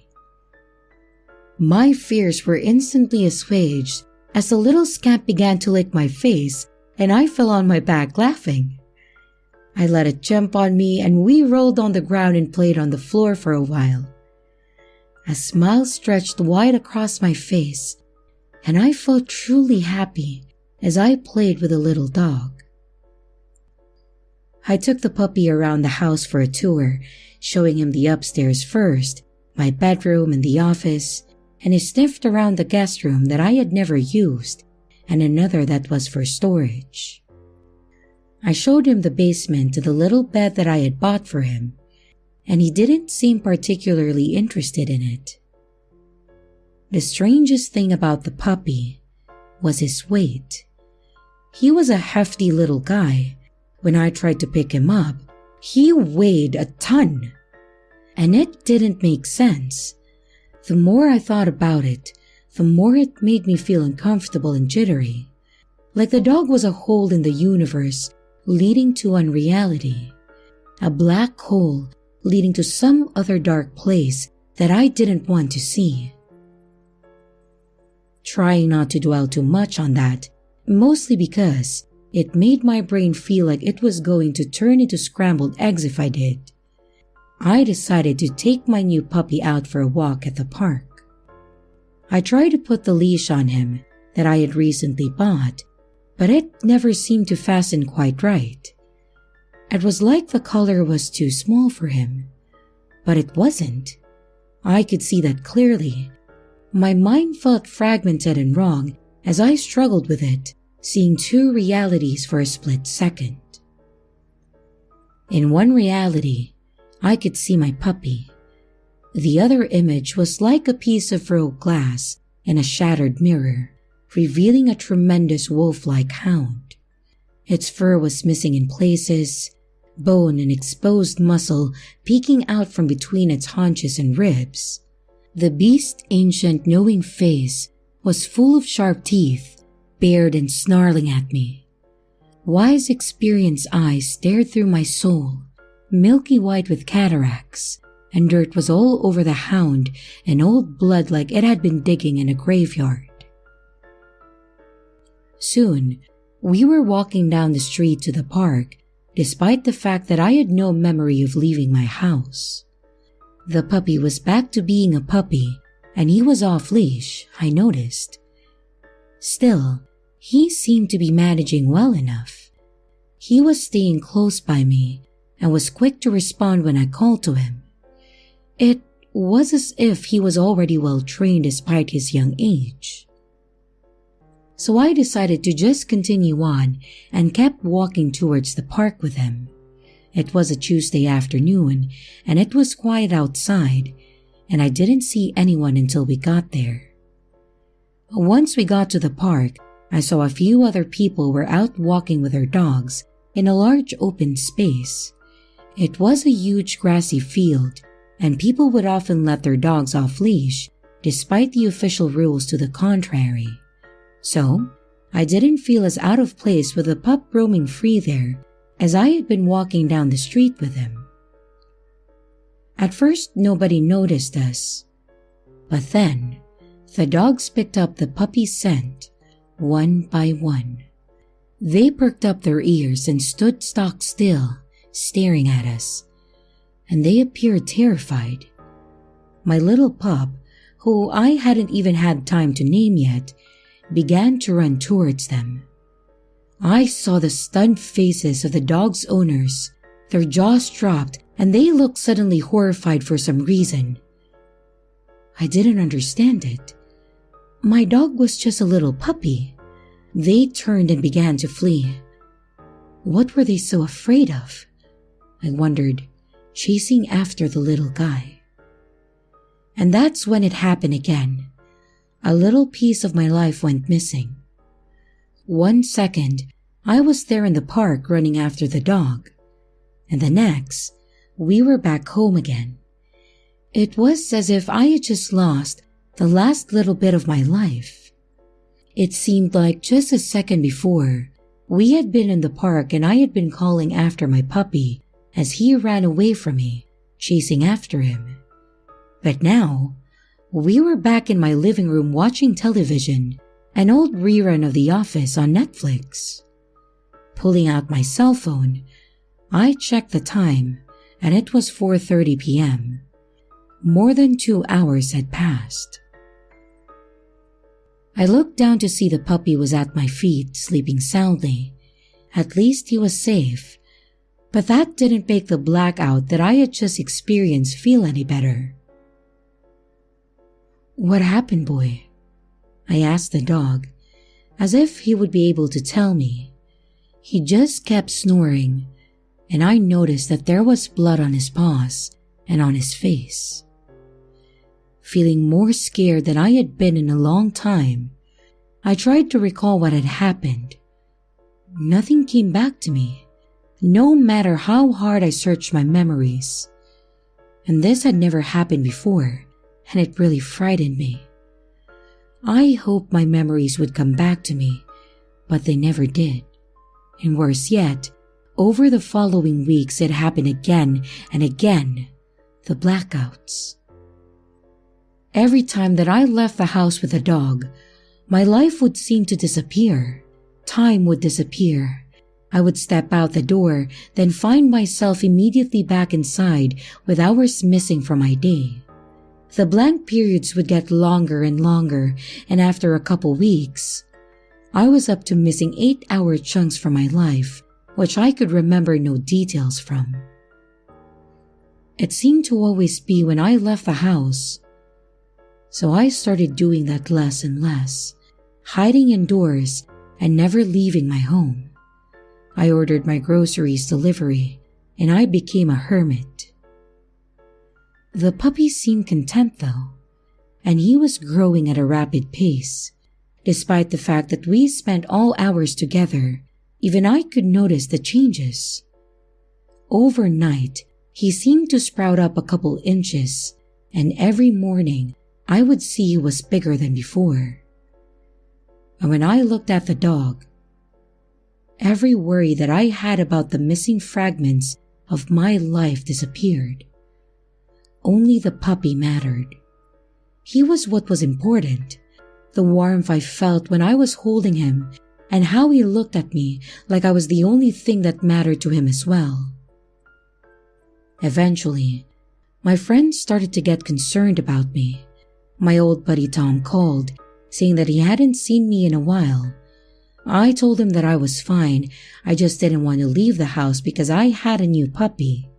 Telling him the truth didn't occur to me, but maybe I should have. Maybe I could have prevented what happened next. I didn't ask Tom to come over. He just stopped by one evening, a day or two after our phone call. We were such good friends that he didn't even wait for me to answer after knocking on the door. He just walked in. The dog had grown considerably by that point, and he stood up at attention when Tom walked in, and the wolfhound immediately bolted for the front door. My old friend was halfway through saying, "Hello," before he began to scream. Again, the world fragmented and split, and I saw two versions of my dog. One of them was the cute little guy that I knew and loved, and the other was the decaying graveyard hellhound that I had glimpsed before. Massive and mangy, missing bits of flesh and fur, and eager to attack. Before Tom had a chance to run, my dog was on him. The hellhound was on him. He jumped up on him, knocking him to the ground, and quickly, he was on his neck with his paws and ripped the flesh from his face while he screamed and clawed at the door, trying to escape.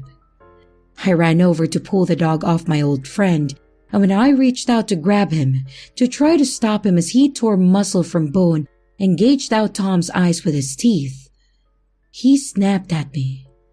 The sharp teeth scraped off my fingers, and I looked down horrified to see a glimpse of my own shiny white phalanges staring back at me, hair-covered knuckle flesh dangling limply from the exposed bone.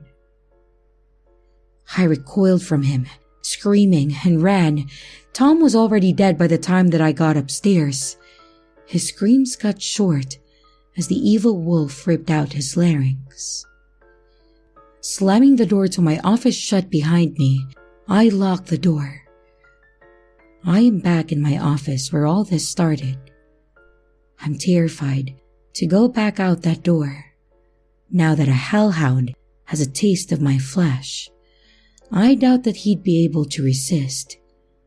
I can hear him sniffing and scratching outside already, hungry again after consuming every last bit of my oldest and best friend.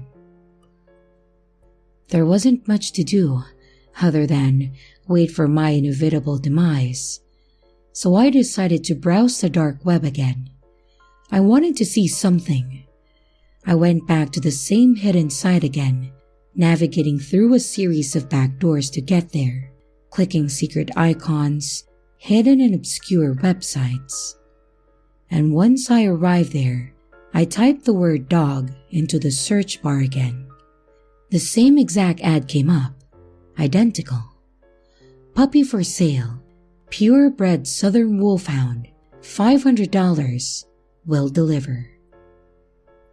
This time, I decided to send a direct message to the seller, someone named Lycan. I said, "Hey, I bought one of your dogs and it just killed my friend. I'm pretty sure it's eating my memories too." Lycan answered, The creature you have purchased is no dog. It's a Variocolocus, an undead creature which sustains itself on flesh and blood, like a werewolf zombie, kinda. I answered, "Sounds more like a zombie werewolf to me. Can I please have a refund?" And Lycan said, No, all sales are final. Lycan has exited the chat. With that, he disappeared back into the ether and left me with a beast scratching at my door, trying to get in. It won't be long before he gets through the door, I'm sure. And when he gets in, I'm not sure what he'll do, but I've got a pretty good idea.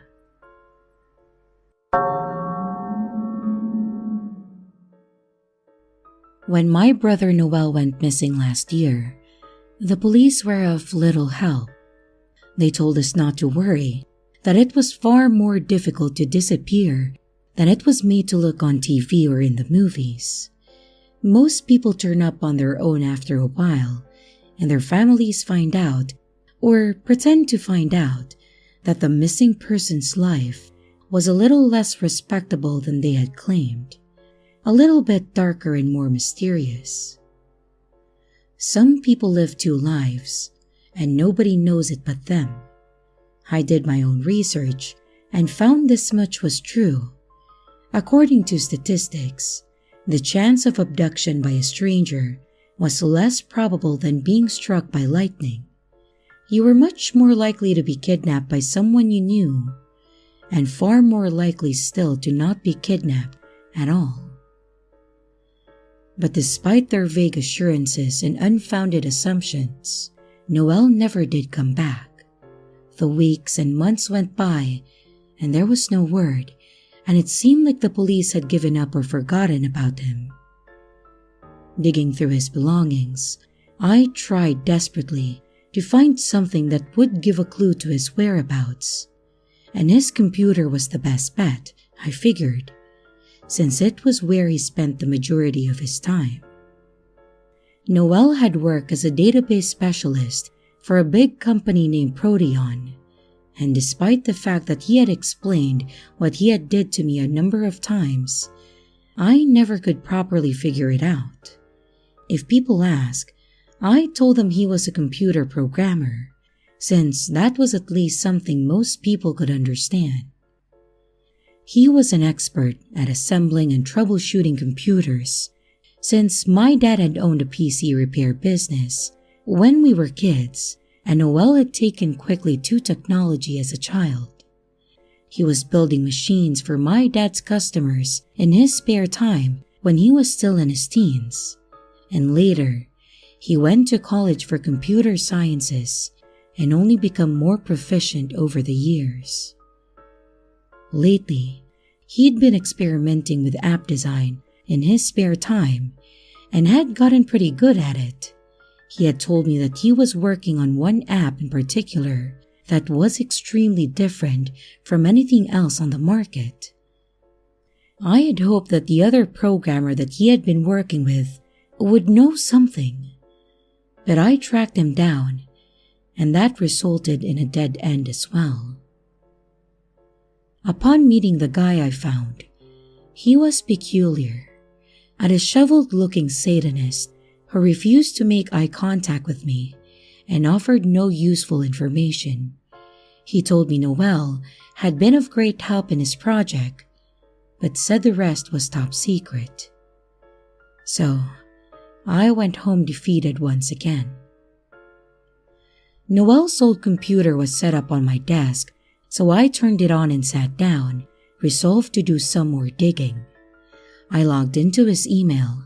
Luckily, Google had saved all his passwords, so I didn't need to try to figure them out through impossible guesswork. And searching through his old emails, I had found a lot of junk mail. There was a correspondence with work and family and a few with friends, but nothing that gave any clue as to where he might be. If anything, they painted a picture of someone living an ordinary life, making plans for the future, with no indication of wanting to disappear. His phone had been left behind too, and I went through that as well, just looking for anything strange that stood out. But there was nothing. I sat there at my desk with my mouse in my hand for days, then weeks, looking for something, anything of use. I poured through his doc files, JPEGs, MP4s and MP3s, PDFs and every other damn file type that you can imagine, examining everything, desperately searching for some hint, some clue. And everything turned out to be a dead end. Of course, I called the police frequently as well, but they were of no help, and eventually went as far as to tell me to stop calling, saying that they would update me if they found anything. I had cursed at them furiously and hung up, and that had been the end of that. I went back on his computer one night to dig through some more file folders, and I noticed something that my eyes had scanned over in the past. An icon and the sea of icons that lived on the busy and disorganized desktop. It looked a bit like a purple onion with a slice cut out of it.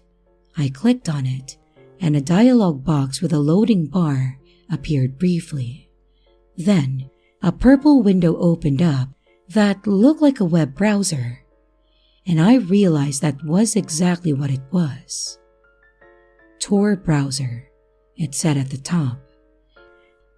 I knew little about these things, but understood that this was an untraceable way to use the internet since it encrypted everything being done online. Thinking back, I remembered Noel talking about using Tor. He said it was much safer and that it couldn't be traced. But why would he care about being traced? I had thought at that time.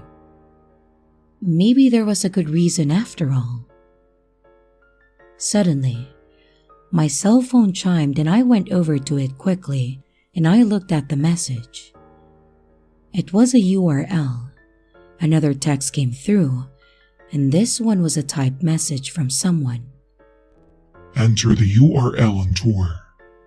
Another ding, another message. Tell no one about this. If you contact anybody, I'm gone. I'm your only chance at finding him. I looked at Noel's computer. That was when I noticed the little lens at the top of his monitor that was the built-in webcam. The red light was on next to it, indicating that it was recording. Someone was watching me, and they could see what I was doing on the computer as well. I was sure of it. I texted back, "Doing it now." After typing the URL exactly as instructed, the screen turned into a login for a website of some kind. I received another text. Password is his favorite movie. You have 2 minutes. I didn't need 2 minutes for that at least, since I knew it was Fight Club, as it had been since that movie had been released. My hands were shaking as I typed the password into the box. I was beginning to feel very concerned, but also a bit hopeful at this sudden turn of events. A chat window opened up and a message promptly appeared from someone named Shadowcat. Shadowcat said, You're his brother, I take it. I typed back a response quickly, afraid of losing whoever this was. It felt like they could disappear at any second back into the ether, and I would never find them again. I answered, Yes. Do you know where he is? Yes. I was a little confused as to why my name was appearing in the chat window as Mark, since that wasn't my name and I had never entered any identifiers. Was that an alias that Noel used online? I wondered. I asked, "Is he okay?" I took a deep breath, waiting for the answer. More or less. "What do you want?" You'll find out soon. Another message came through, showing another URL. Shadowcat said, Keep chat open. Create a new window and go to the URL. and I answered, "Okay." I typed in the URL and found myself at another website. It was a bit like eBay, except instead of selling old records and jewelry, people were selling guns, explosives, drugs, and some very disturbing categories of pornography. "What the hell is this?" Shadowcat. Never mind your questions for now. Do what I say, or he dies. Suddenly, an image appeared, replacing the chat window. It showed my brother Noel chained to a wall in a stressed position. He was blindfolded and gagged, but I could hear his muffled screams for help. My hands were shaking, nearly uncontrollably, now that I had to type and retype my reply several times before it made any sense. "How do I know you'll give him back?" Trust me or don't. The choice is yours. If you refuse, he dies. If you do what I say, I will give him back to you unharmed. It seemed there was no other option. I felt trapped and hopeless, depressed, in this horrible situation that I had found myself in. If I called the police, he would see me do it on the webcam. If I said no, he would kill Noel. You have 10 seconds to decide. And a countdown began on the screen. 10, 9, 8, 7, 6, 5, 4. Okay, Good. Here is your shopping list. Get everything on it. a long list of items was included next, and my eyes widened further as I read through it. What the hell is all of this for? What are you planning to do? The chat window closed suddenly, and I was left alone in my living room, my heart beating fast and hard in my chest. Only the other website remained now, the one with the black market guns and explosives, and everything else illegal that you could find, and everything else illegal that you could have delivered to your doorstep. I debated calling the police again, telling them these new developments, or even going to the police station. But what if the kidnapper found out? He obviously had ways to spy on me. Probably you'll say I'm an idiot for what I did next, but I really wanted to get my brother back. So, I filled the online shopping cart with the requested illicit items and entered my credit card information, cringing as I hit enter. I guess I would have to cancel my credit card since I didn't trust the vendors one bit, but at least that part was done. The package arrived in the mail surprisingly quickly, and as soon as I had brought it inside, I got another text message. It invited me to another chat on tour, where I was given a physical address. They said to meet them there with a package and that they would give me back my brother.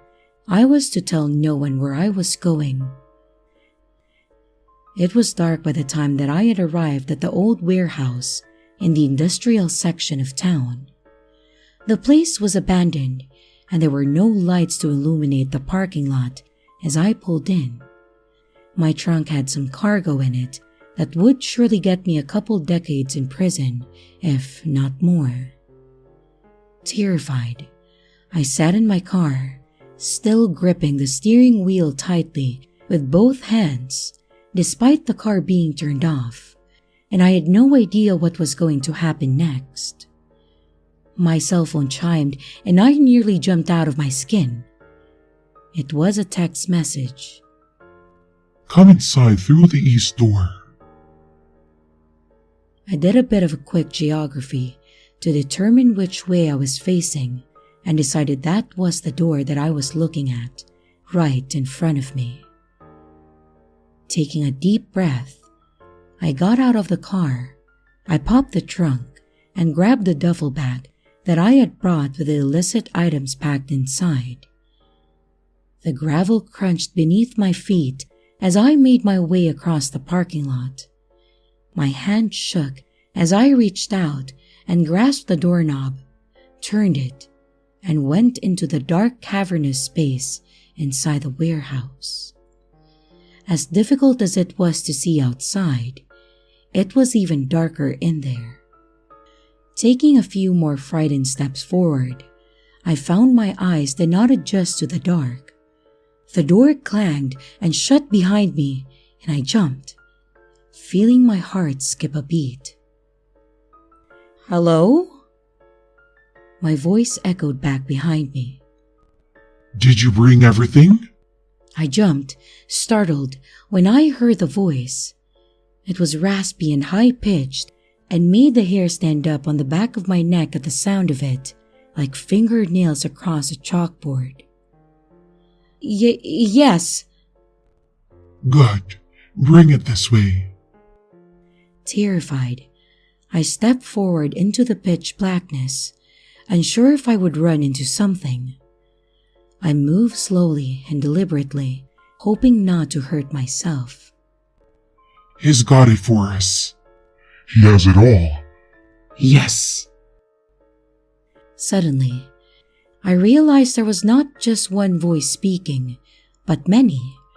They were all around me, surrounding me in the darkness, and I felt their movements in the air around me and heard sounds like the wind blowing during a thunderstorm.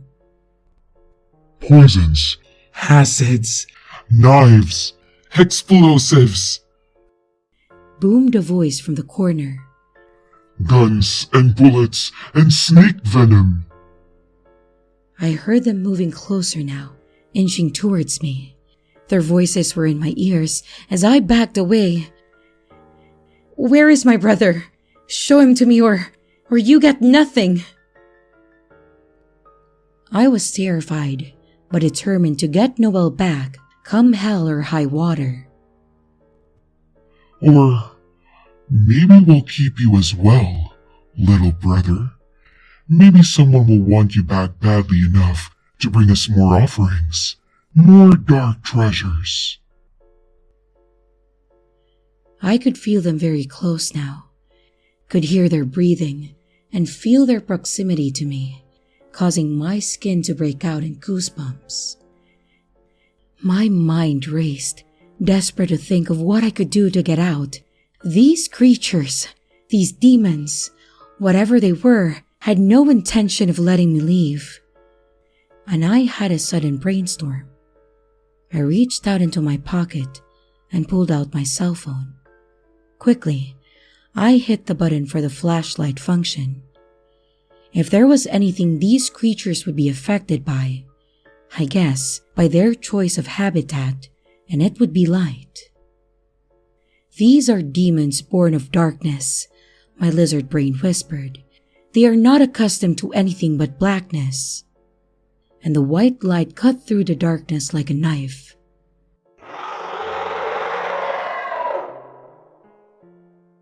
I heard screams and saw a brief haze of smoke appear.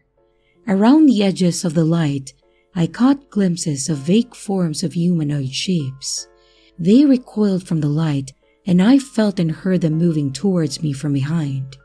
Spinning, I cast the light just in time to see one of the demons nearly face to face with me. His form was massive and bear-like, huge fangs and long sharp talons raised in the air, ready to slit my throat. His red flesh bubbled and burst open. He evaporated into a misty haze when the light hit him, screaming in a deafening baritone.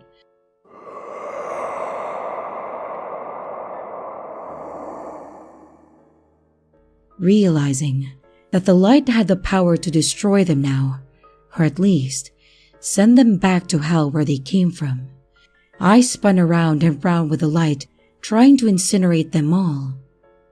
And I saw them flying bat-like away. Others jumped up to the high ceiling and hid in the girders and beams above. I saw something at the end of the huge space, and I shone my light that direction. It was Noel. He was shackled to a wall on the far side of the warehouse. He was gagged and blindfolded and moving. I saw dark shadows around him, moving quickly, and realized it was more of the demons guarding him. Running over towards him, I heard the sounds of more of them chasing after me, racing like monkeys across the steel beams above, matching my speed. I blasted the demons with bright light from my phone as I got closer to him. Their shadow skin began to sizzle and burst into flame, and they howled like banshees and moving away. There was no key for the chains holding him, but I was prepared. I grabbed the bolt cutters from my bag, a last-second impulse buy from my trip to the hardware store. Part of me was worried that the people that I was dealing with would not let him free willingly. I had wanted any advantage that I could get.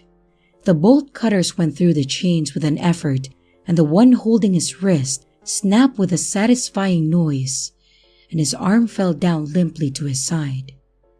And before I could think too much about what that meant, I spun around at the sudden sound of movement behind me. I screamed as the claws of something terrible raked across my back. The demon disappeared back into the shadows above us, leaping into the air like a bat, and I saw flapping wings as it went back into the rafters. I pulled the blindfold and gag from Noel's face, and saw he was barely conscious. It felt terrible to do it, but I slapped him hard across the face to try and get him to wake up. He groaned and stared, but didn't open his eyes. And I felt a sharp pain in my neck suddenly, like knives there, and I spun around quickly again to try and catch it in the light. There was a hint of smoke as my flashlight caught the edge of it, but it was too fast and quickly disappeared again. I was suddenly feeling frantic and terrified for my life. They were becoming more bold. My hand stung after the next hard slap to Noel's face, but it accomplished what I needed. He woke up and spit blood from his mouth. Ow! What the hell? Noel, wake up! You need to hold this light. Move it around. Keep them away. It took him a few seconds to understand, but I thrust the phone in his hand anyways and began to work on the other chain holding his right wrist. His eyes were wide with fear, and his gaze darted around the room as I continued working on the chains. The one holding his other wrist snapped with an effort, and I got down on the floor to work on the shackles attached to his ankles. He was moving the flashlight around frantically, but it seemed to be working. Warm blood trickled down my neck and my back from my injuries, and I felt it turn cold on my skin. How the hell did you wind up here? I asked, once he was finally freed from the chains. That damned Satanist programmer. He summoned those things from hell. What? How? Never mind. Just let's get out of here. I took the flashlight back from him and used it as a weapon, shining it in every direction, and often just in time as I saw the demons scatter from the light like cockroaches each time that I swung it around. Once we reached the door, I threw it open, revealing the parking lot, and we ran from there as fast as we could back to the car. We had escaped, or so we thought. I wish I could say that everything is better now, that we fled from the demons in that warehouse and never saw them again. But those unnatural creatures knew no boundaries. They were not inclined to stay contained within the walls of that warehouse, and they were not pleased that we had escaped with their treasures, which I promptly dumped off at the police station, anonymously of course. Although I got my brother back, neither one of us will ever feel safe again. The lights in my home stay on all hours of the day and night now. Noelle is the same way. I sleep during the day and surround myself with lights at night, terrified until the sun comes up again. What am I afraid of, you ask? A blackout, a blown fuse, a burnt out light bulb, and they happen more and more lately.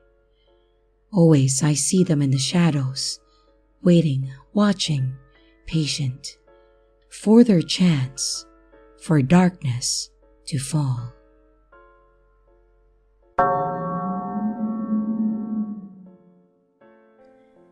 There hadn't been a murder in Franzburg for over 5 years, not since Old Man Weathers killed his wife over a Monopoly match gone sour, and a marriage gone even sourer. Up until last week, that was.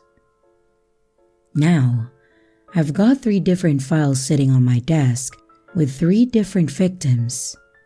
They stare up at me accusingly, saying, "Solve us." I pull out my bottle of Glenfiddich from the bottom drawer and find a halfway clean glass, blowing in to get rid of any dead spiders or mouse turds. I fill it up a third of the way, then decided to hell with it and make it a double. The strong smell of it wakes my senses and burns my tongue a little at first, but in a good familiar sort of way. I admire the brown liquid in the glass for a minute, and then open one of the folders and begin to leaf through it for the umpteenth time. Each murder was spaced a couple of days apart, and the killer managed to sneak in and out of the victims' homes undetected. All 3 had their throats slit with a very sharp blade and were hung upside down in their respective residences. Their wrists and ankles were tied with thick, coarse rope. They had been left like that for hours, as if someone had been waiting for the blood to drain out, like cattle or pigs. But nobody knows where the blood went. How the hell does something like that happen in my little town? Something flares up in me momentarily, and I realize it's wounded pride. Someone has been in my town and has been killing my people, under my nose and without leaving a trace of evidence. Maybe you just can't find the evidence because you're an amateur, a hack, probably. I questioned a lot of people as one does, started with those closest to the victims, and worked my way outward trying to make connections. But murder isn't something that I have a lot of experience with. Liars, though. Liars, I can tell from a mile away. When you've been a cop long enough, you can pick 'em out easy enough. It's an acquired skill. The victims were young, in their 20s. People kill people they know. So who knew all 3 victims? Who had a motive to kill them? And how did they do it without getting caught? The first question requires some digging. It means interviews with people who don't want to talk. And I visit each victim's closest friends and family members. I find out that the 3 were all loners, with very few friends, at least not in real life. Not only that, but they knew each other. My suspicion that the murders are connected becomes a certainty. I look deeper into their lives, sussing out any details that I can find.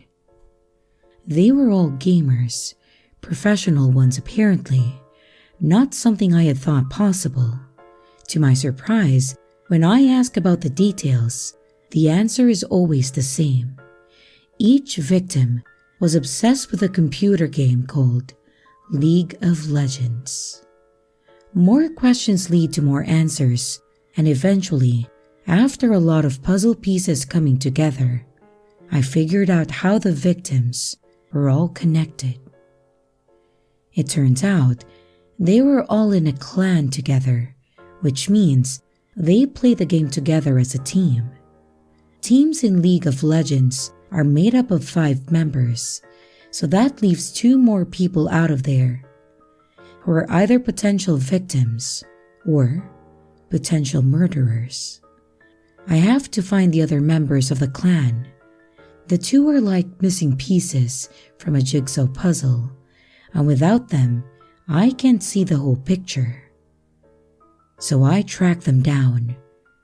Sarah Green is the first. She seems pleasant enough, and after inviting me inside for coffee, we talk for almost an hour, and she responds candidly and with concern for her deceased friends, but gives no useful information. "Can I get you another refill, detective?" she asked after I drained my second cup of coffee. "No, that's all right. I think I've imposed on you long enough." She walks me to the door after that and says she hopes that I will be able to find some answers. I thank her, still unsure what to make of her, and I move on to the next interview. Terry Wentworth is a chubby man with a ponytail and thick glasses. He has a patchy goatee which attempts unsuccessfully to hide a double chin with an unfortunate butt-looking cleft running down the center of it. I find myself trying not to look at it, as if to do so would be rude. "What can I do for you, officer?" he asked, looking annoyed. "I understand you played a game with these people," I say, showing him pictures of the victims. He cringes slightly. "A computer game called League of Legends, is that correct?" Yeah? So what? I played with them." Something is off already. I can tell he is more nervous, more defensive than he needs to be. But then again, some people have bad social anxiety. Maybe he's just an anxious type. "Any infighting in the clan, Terry? Problems between members?" Nope, no, I don't think so." His palms are sweating heavily, and he wipes them on his pants, leaving huge damp spots on his upper thighs. I decide to take him down to the station, make him sweat a bit more. It works. After an afternoon in that hot box, the bastard starts talking. "Sarah, it was all her idea. I didn't even do it. It was her." This is after hours of coaxing and threatening. His shirt, now completely drenched in sweat, his hair dripping like he has just stepped out of the shower. I mentioned Sarah again, saying that he was probably going to kill her next, and the guy finally cracks and turns on her. "I just found out about it and I couldn't stop her. It was already too late. Everything had already—" Slow down. Slow down. Take a deep breath. Just calm down for a second and tell me what happened. You said it was her? She killed them? He takes a deep, trembling breath and goes on. "No, she wasn't capable of that. Neither was I. But we weren't going to make it anywhere in the tournaments unless she could bring on a couple new pros. Real talent, I mean, not just friends who happen to play. The 2 of us were top-notch, but we couldn't carry the clan anymore. We kept getting knocked out early in the big tournaments. You mean you had them killed over a video game? It's not just a game. There's thousands of dollars up for grabs, man. You have no idea. Millions if you're world class. And we could have been, if not for them. But like I said, it wasn't my idea. She set it all up. I didn't find it until later when I asked her. Ask her what? Where the hell everybody was. They all just started disappearing, and new players started showing up to practice. First it was Lisa, then Graham went permanently AFK. Finally, she told me Wayne wasn't cutting it either, that he'd have to disappear next. So, what did you say? I pretended to go along with it.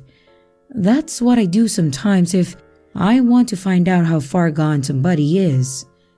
I don't know if you've ever tried it, but if you ever start talking to somebody and they say something really rotten, just agree with them for a minute and see what sort of depravity their mind really contains. It's kind of astonishing. It's called Police Work 101, kid. I want to say, but don't. All right, I'll buy it. You tell her you love whatever she's doing to clean up the team, and you just want in on it. And you're curious and want to help, so she tells you? Damn right she does. Like, she's proud of herself. She found an assassin on the dark web, she tells me. Some guy who'll do it practically for free. You have his name. A way to contact him.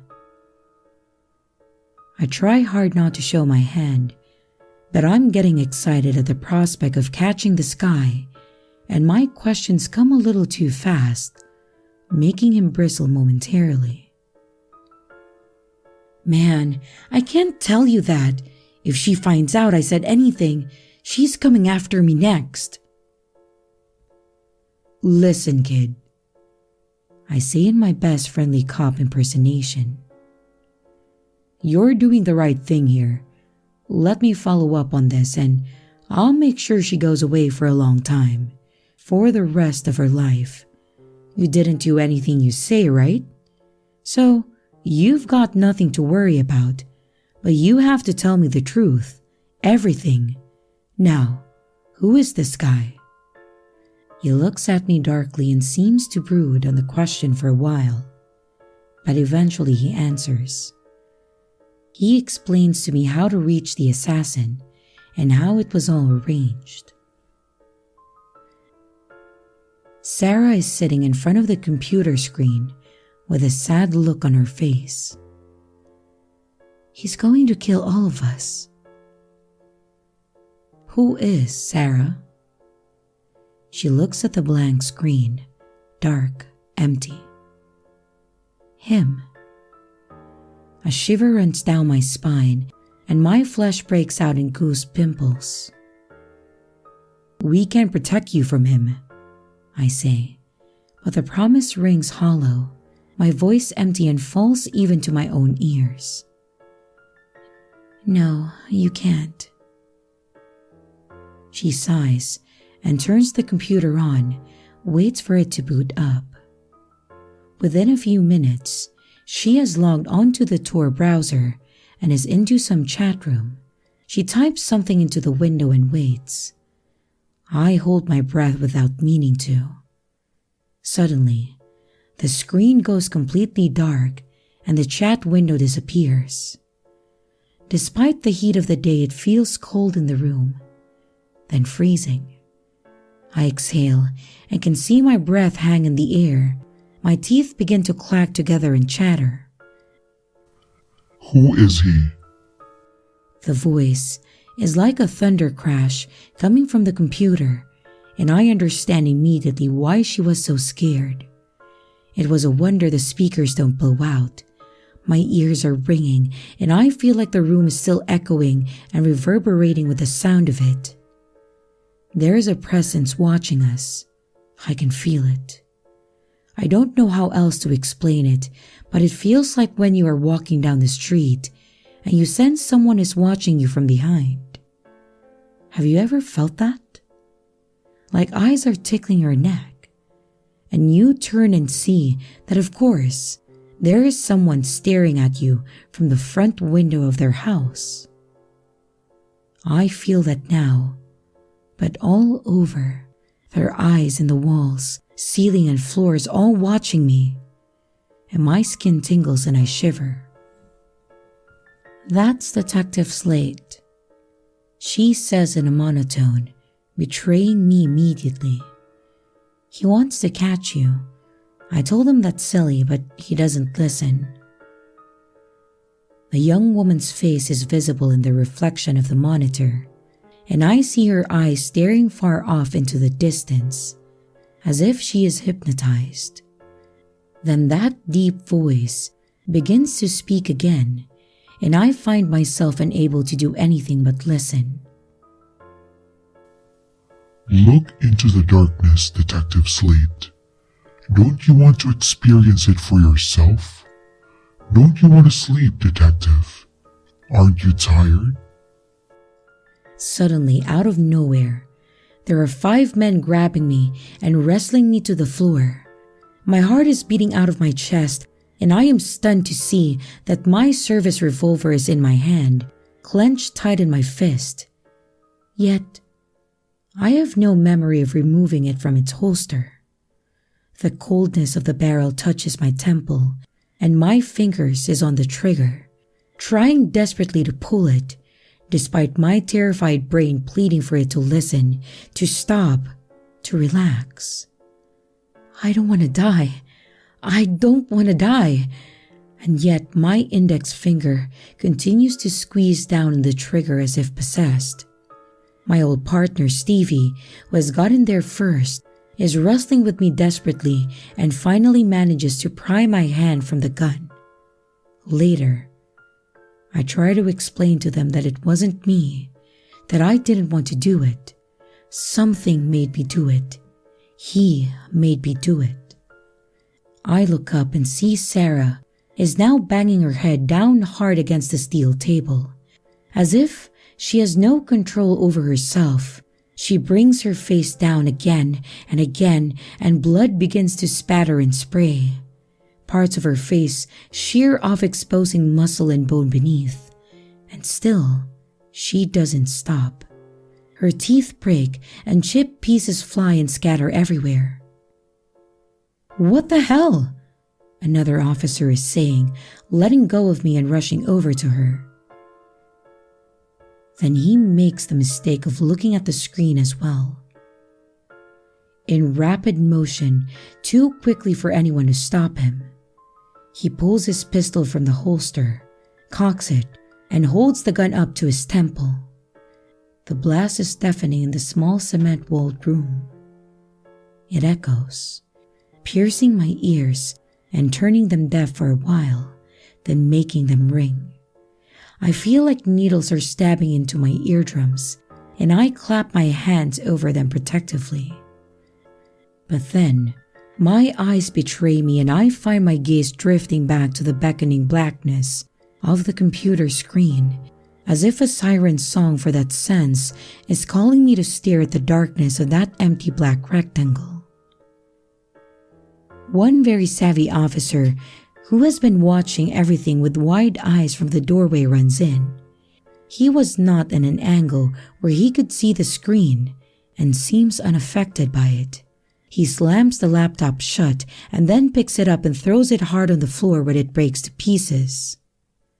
Then, he brings his foot down on it, hard.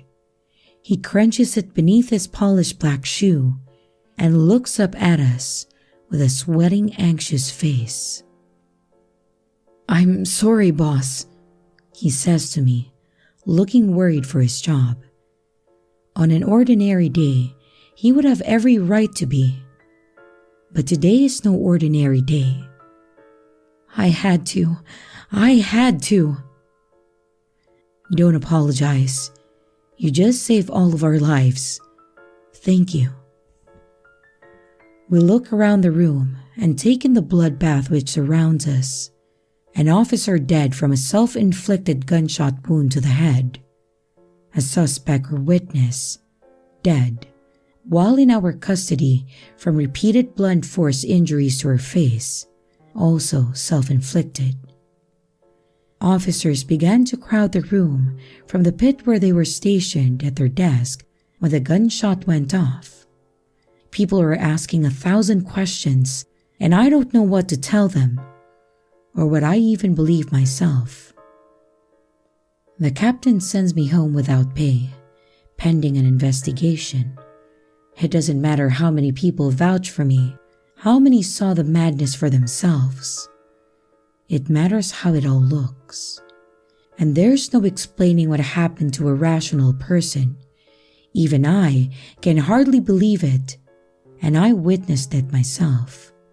I try to catch a dark web hired assassin and discover that he was no ordinary hired gun. No simple mercenary. The thing Sarah hired to kill her fellow clan members was something else. Something we as humans don't have a word for it yet, or any understanding of. Something that is spilling over into our world from another, and feeds on our flesh and blood. Somehow, I have to stop him.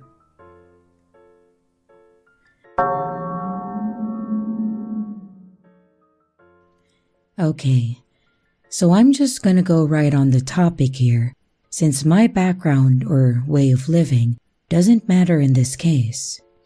As you all know, there's been quite a few accounts of people's encounters on the dark web on this sub lately.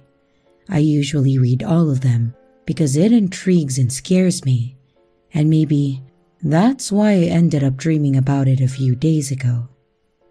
Perhaps what I saw isn't grounded in reality, but since I've never dreamt about such things before, I figured I'll ask for your 2 cents.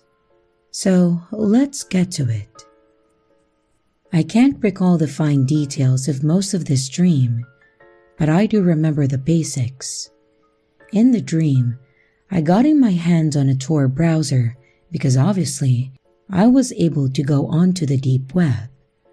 One weird thing was that the browser wasn't just a program that I downloaded to my computer, but it was inside of some sort of fancy router/modem thing that I could just plug into my computer whenever I felt like using it. I remember something about having to stay hidden from the police or just some form of authority. Anyway, let's not derail too much here. It's possible that I watched more than just one murder video in that dream, but I can only remember one, so here it goes. The video was filmed by what I assumed to be a man and a woman, judging from their voices, who had kidnapped 2 young women and held them bound in a dark room. The victims were laying down on their sides, and I really wasn't able to see the surroundings in the room. The camera lights only hit the 2 victims. I remember how I thought it was remarkable how stoic these women acted towards their kidnappers, despite being in such a situation. And I felt some sort of hope at that thought, a notion that whatever these kidnappers did to them, they wouldn't go down so easily. Even if their video was disturbing so far, I didn't actually feel like the kidnappers had anything on these women. I felt like they would be okay despite everything. I don't remember much of the torture either, but I remember the 2 women begging their kidnappers to stop doing this to them and just let them go, to which the kidnappers just kept going, snickering unmercifully. The thing that stuck with me the most is when one of the kidnappers put a nail to the thigh of one of the women, the one who they filmed the most, and also the one of them to fight back the most. He retrieved a hammer and slammed the nail right into the poor woman's thigh. I cringed at this, but somehow I couldn't stop watching. Amazingly, the woman still spat out insults at the kidnappers, even though she was clearly in pain. The kidnappers did this a few more times. They probably did other things too, before I finally decided to stop watching the video and go look for something else instead. Watching that had really brought me into some sense of guilt that I, as an unsuspecting viewer, had somehow let this happen, let these women be tortured by some sickos, and when I woke up from the dream, it has stuck with me until this moment.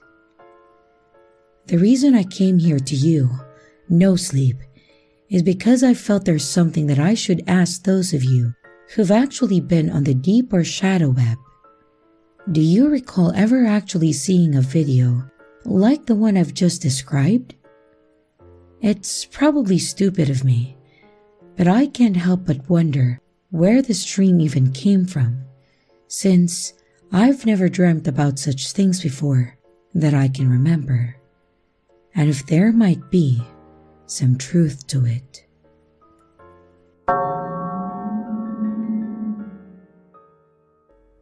I was about 8 or 9 when this happened to me. At that time, using a computer was still a new thing for me.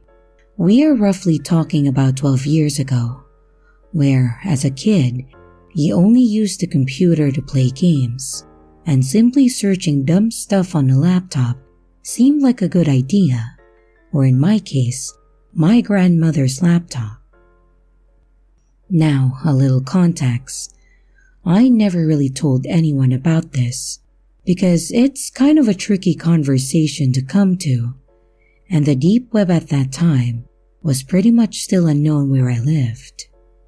I remember that a couple of times my uncle, who we lived with and who was in his 20s, used to borrow my grandmother's laptop as his computer, and that was extremely basic at that time. Whenever he finished, he would just return it to my grandma, and she would never question anything that he downloaded to her computer at that time. Well, looking back now, they should have password protected the computer or shut me away from it, because this shit was traumatizing. I remember looking at a blackish icon on the desktop. I don't remember the name of it, but I was curious what it was. Now looking back, I'm not actually sure what it was. So if anyone has an idea, feel free to drop it in the comments. Now, when I clicked it, it brought up a Firefox type of browser. Everything looked the same, nothing was off. And at that time, we used to have a Hungarian forum as a front page, as we didn't know much about Google. So, we would search stuff through that engine and it would work fine. So naturally, nothing seemed off to me. However, when I tried to search up animal videos, because I wanted to watch cute animals, I came across an English title, which at that time was gibberish to me, apart from this one word, gorilla, which is pretty much the same thing in Hungarian. So I clicked on it. And oh boy, I wish I never did that. The browser took me to a website which was completely black and had a red counter on the bottom left. It wasn't too long left, about 3 to 4 minutes. So I thought that I would wait, as maybe it's a buffering time, which was extremely believable because our internet was utter shit.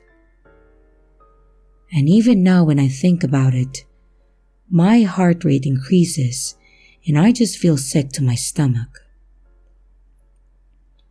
The counter stopped at 0 and the video began.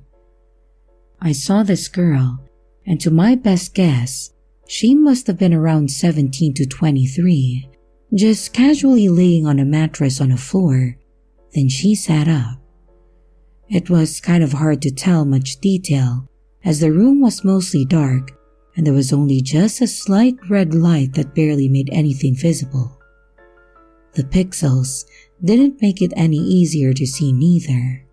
I felt as if it was streamed or filmed at 360p. It felt like she was waiting for someone to come in. She was completely naked, and it gave off the vibe that she was paid to do the deed, or at least that's how it came off. But suddenly, a chair door was pulled up on the left side of the screen, and I saw a gorilla walk out.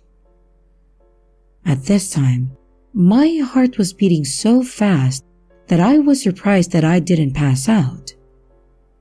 All the alarms were going off, but me as a dumbass 8-year-old, I wanted to continue the video. The gorilla first seemed shocked. Then, it became extremely aggressive and it charged at the girl. It was clawing at her eyes and ripping her chest off, and I saw the blood drip everywhere. And the gorilla started eating the body, which was by now motionless. The shock wore off, and that's when I said, "Nope," and closed down the laptop very quickly. I sat in the corner and cried for a good half an hour, and I realized that I should have probably closed the tab so that I don't get told off. With my shaky hands, I opened the laptop, and I was met with a lost connection to the server error page. I could never erase this shit out of my head, and always dreamt about it at that time, as it gave me big time trauma.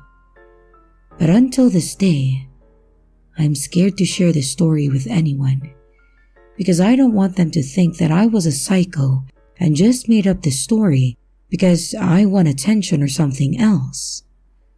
Please, if you ever saw this and got scarred for life, please, for the love of God, tell me that I wasn't the only one who saw this. Hello everyone, it's your creepy sister here. Thank you so much for watching the video. I really appreciate each and every one of you. But I would also like to thank my amazing patrons, my top tippers, and my dearest channel members. Thank you very, very much. I really appreciate it with all of my heart. If you want to support the channel further, you could also choose to become a patron, a tipper, or a channel member. But remember, it's appreciated, but never a requirement. I would also like to announce that we have merch now.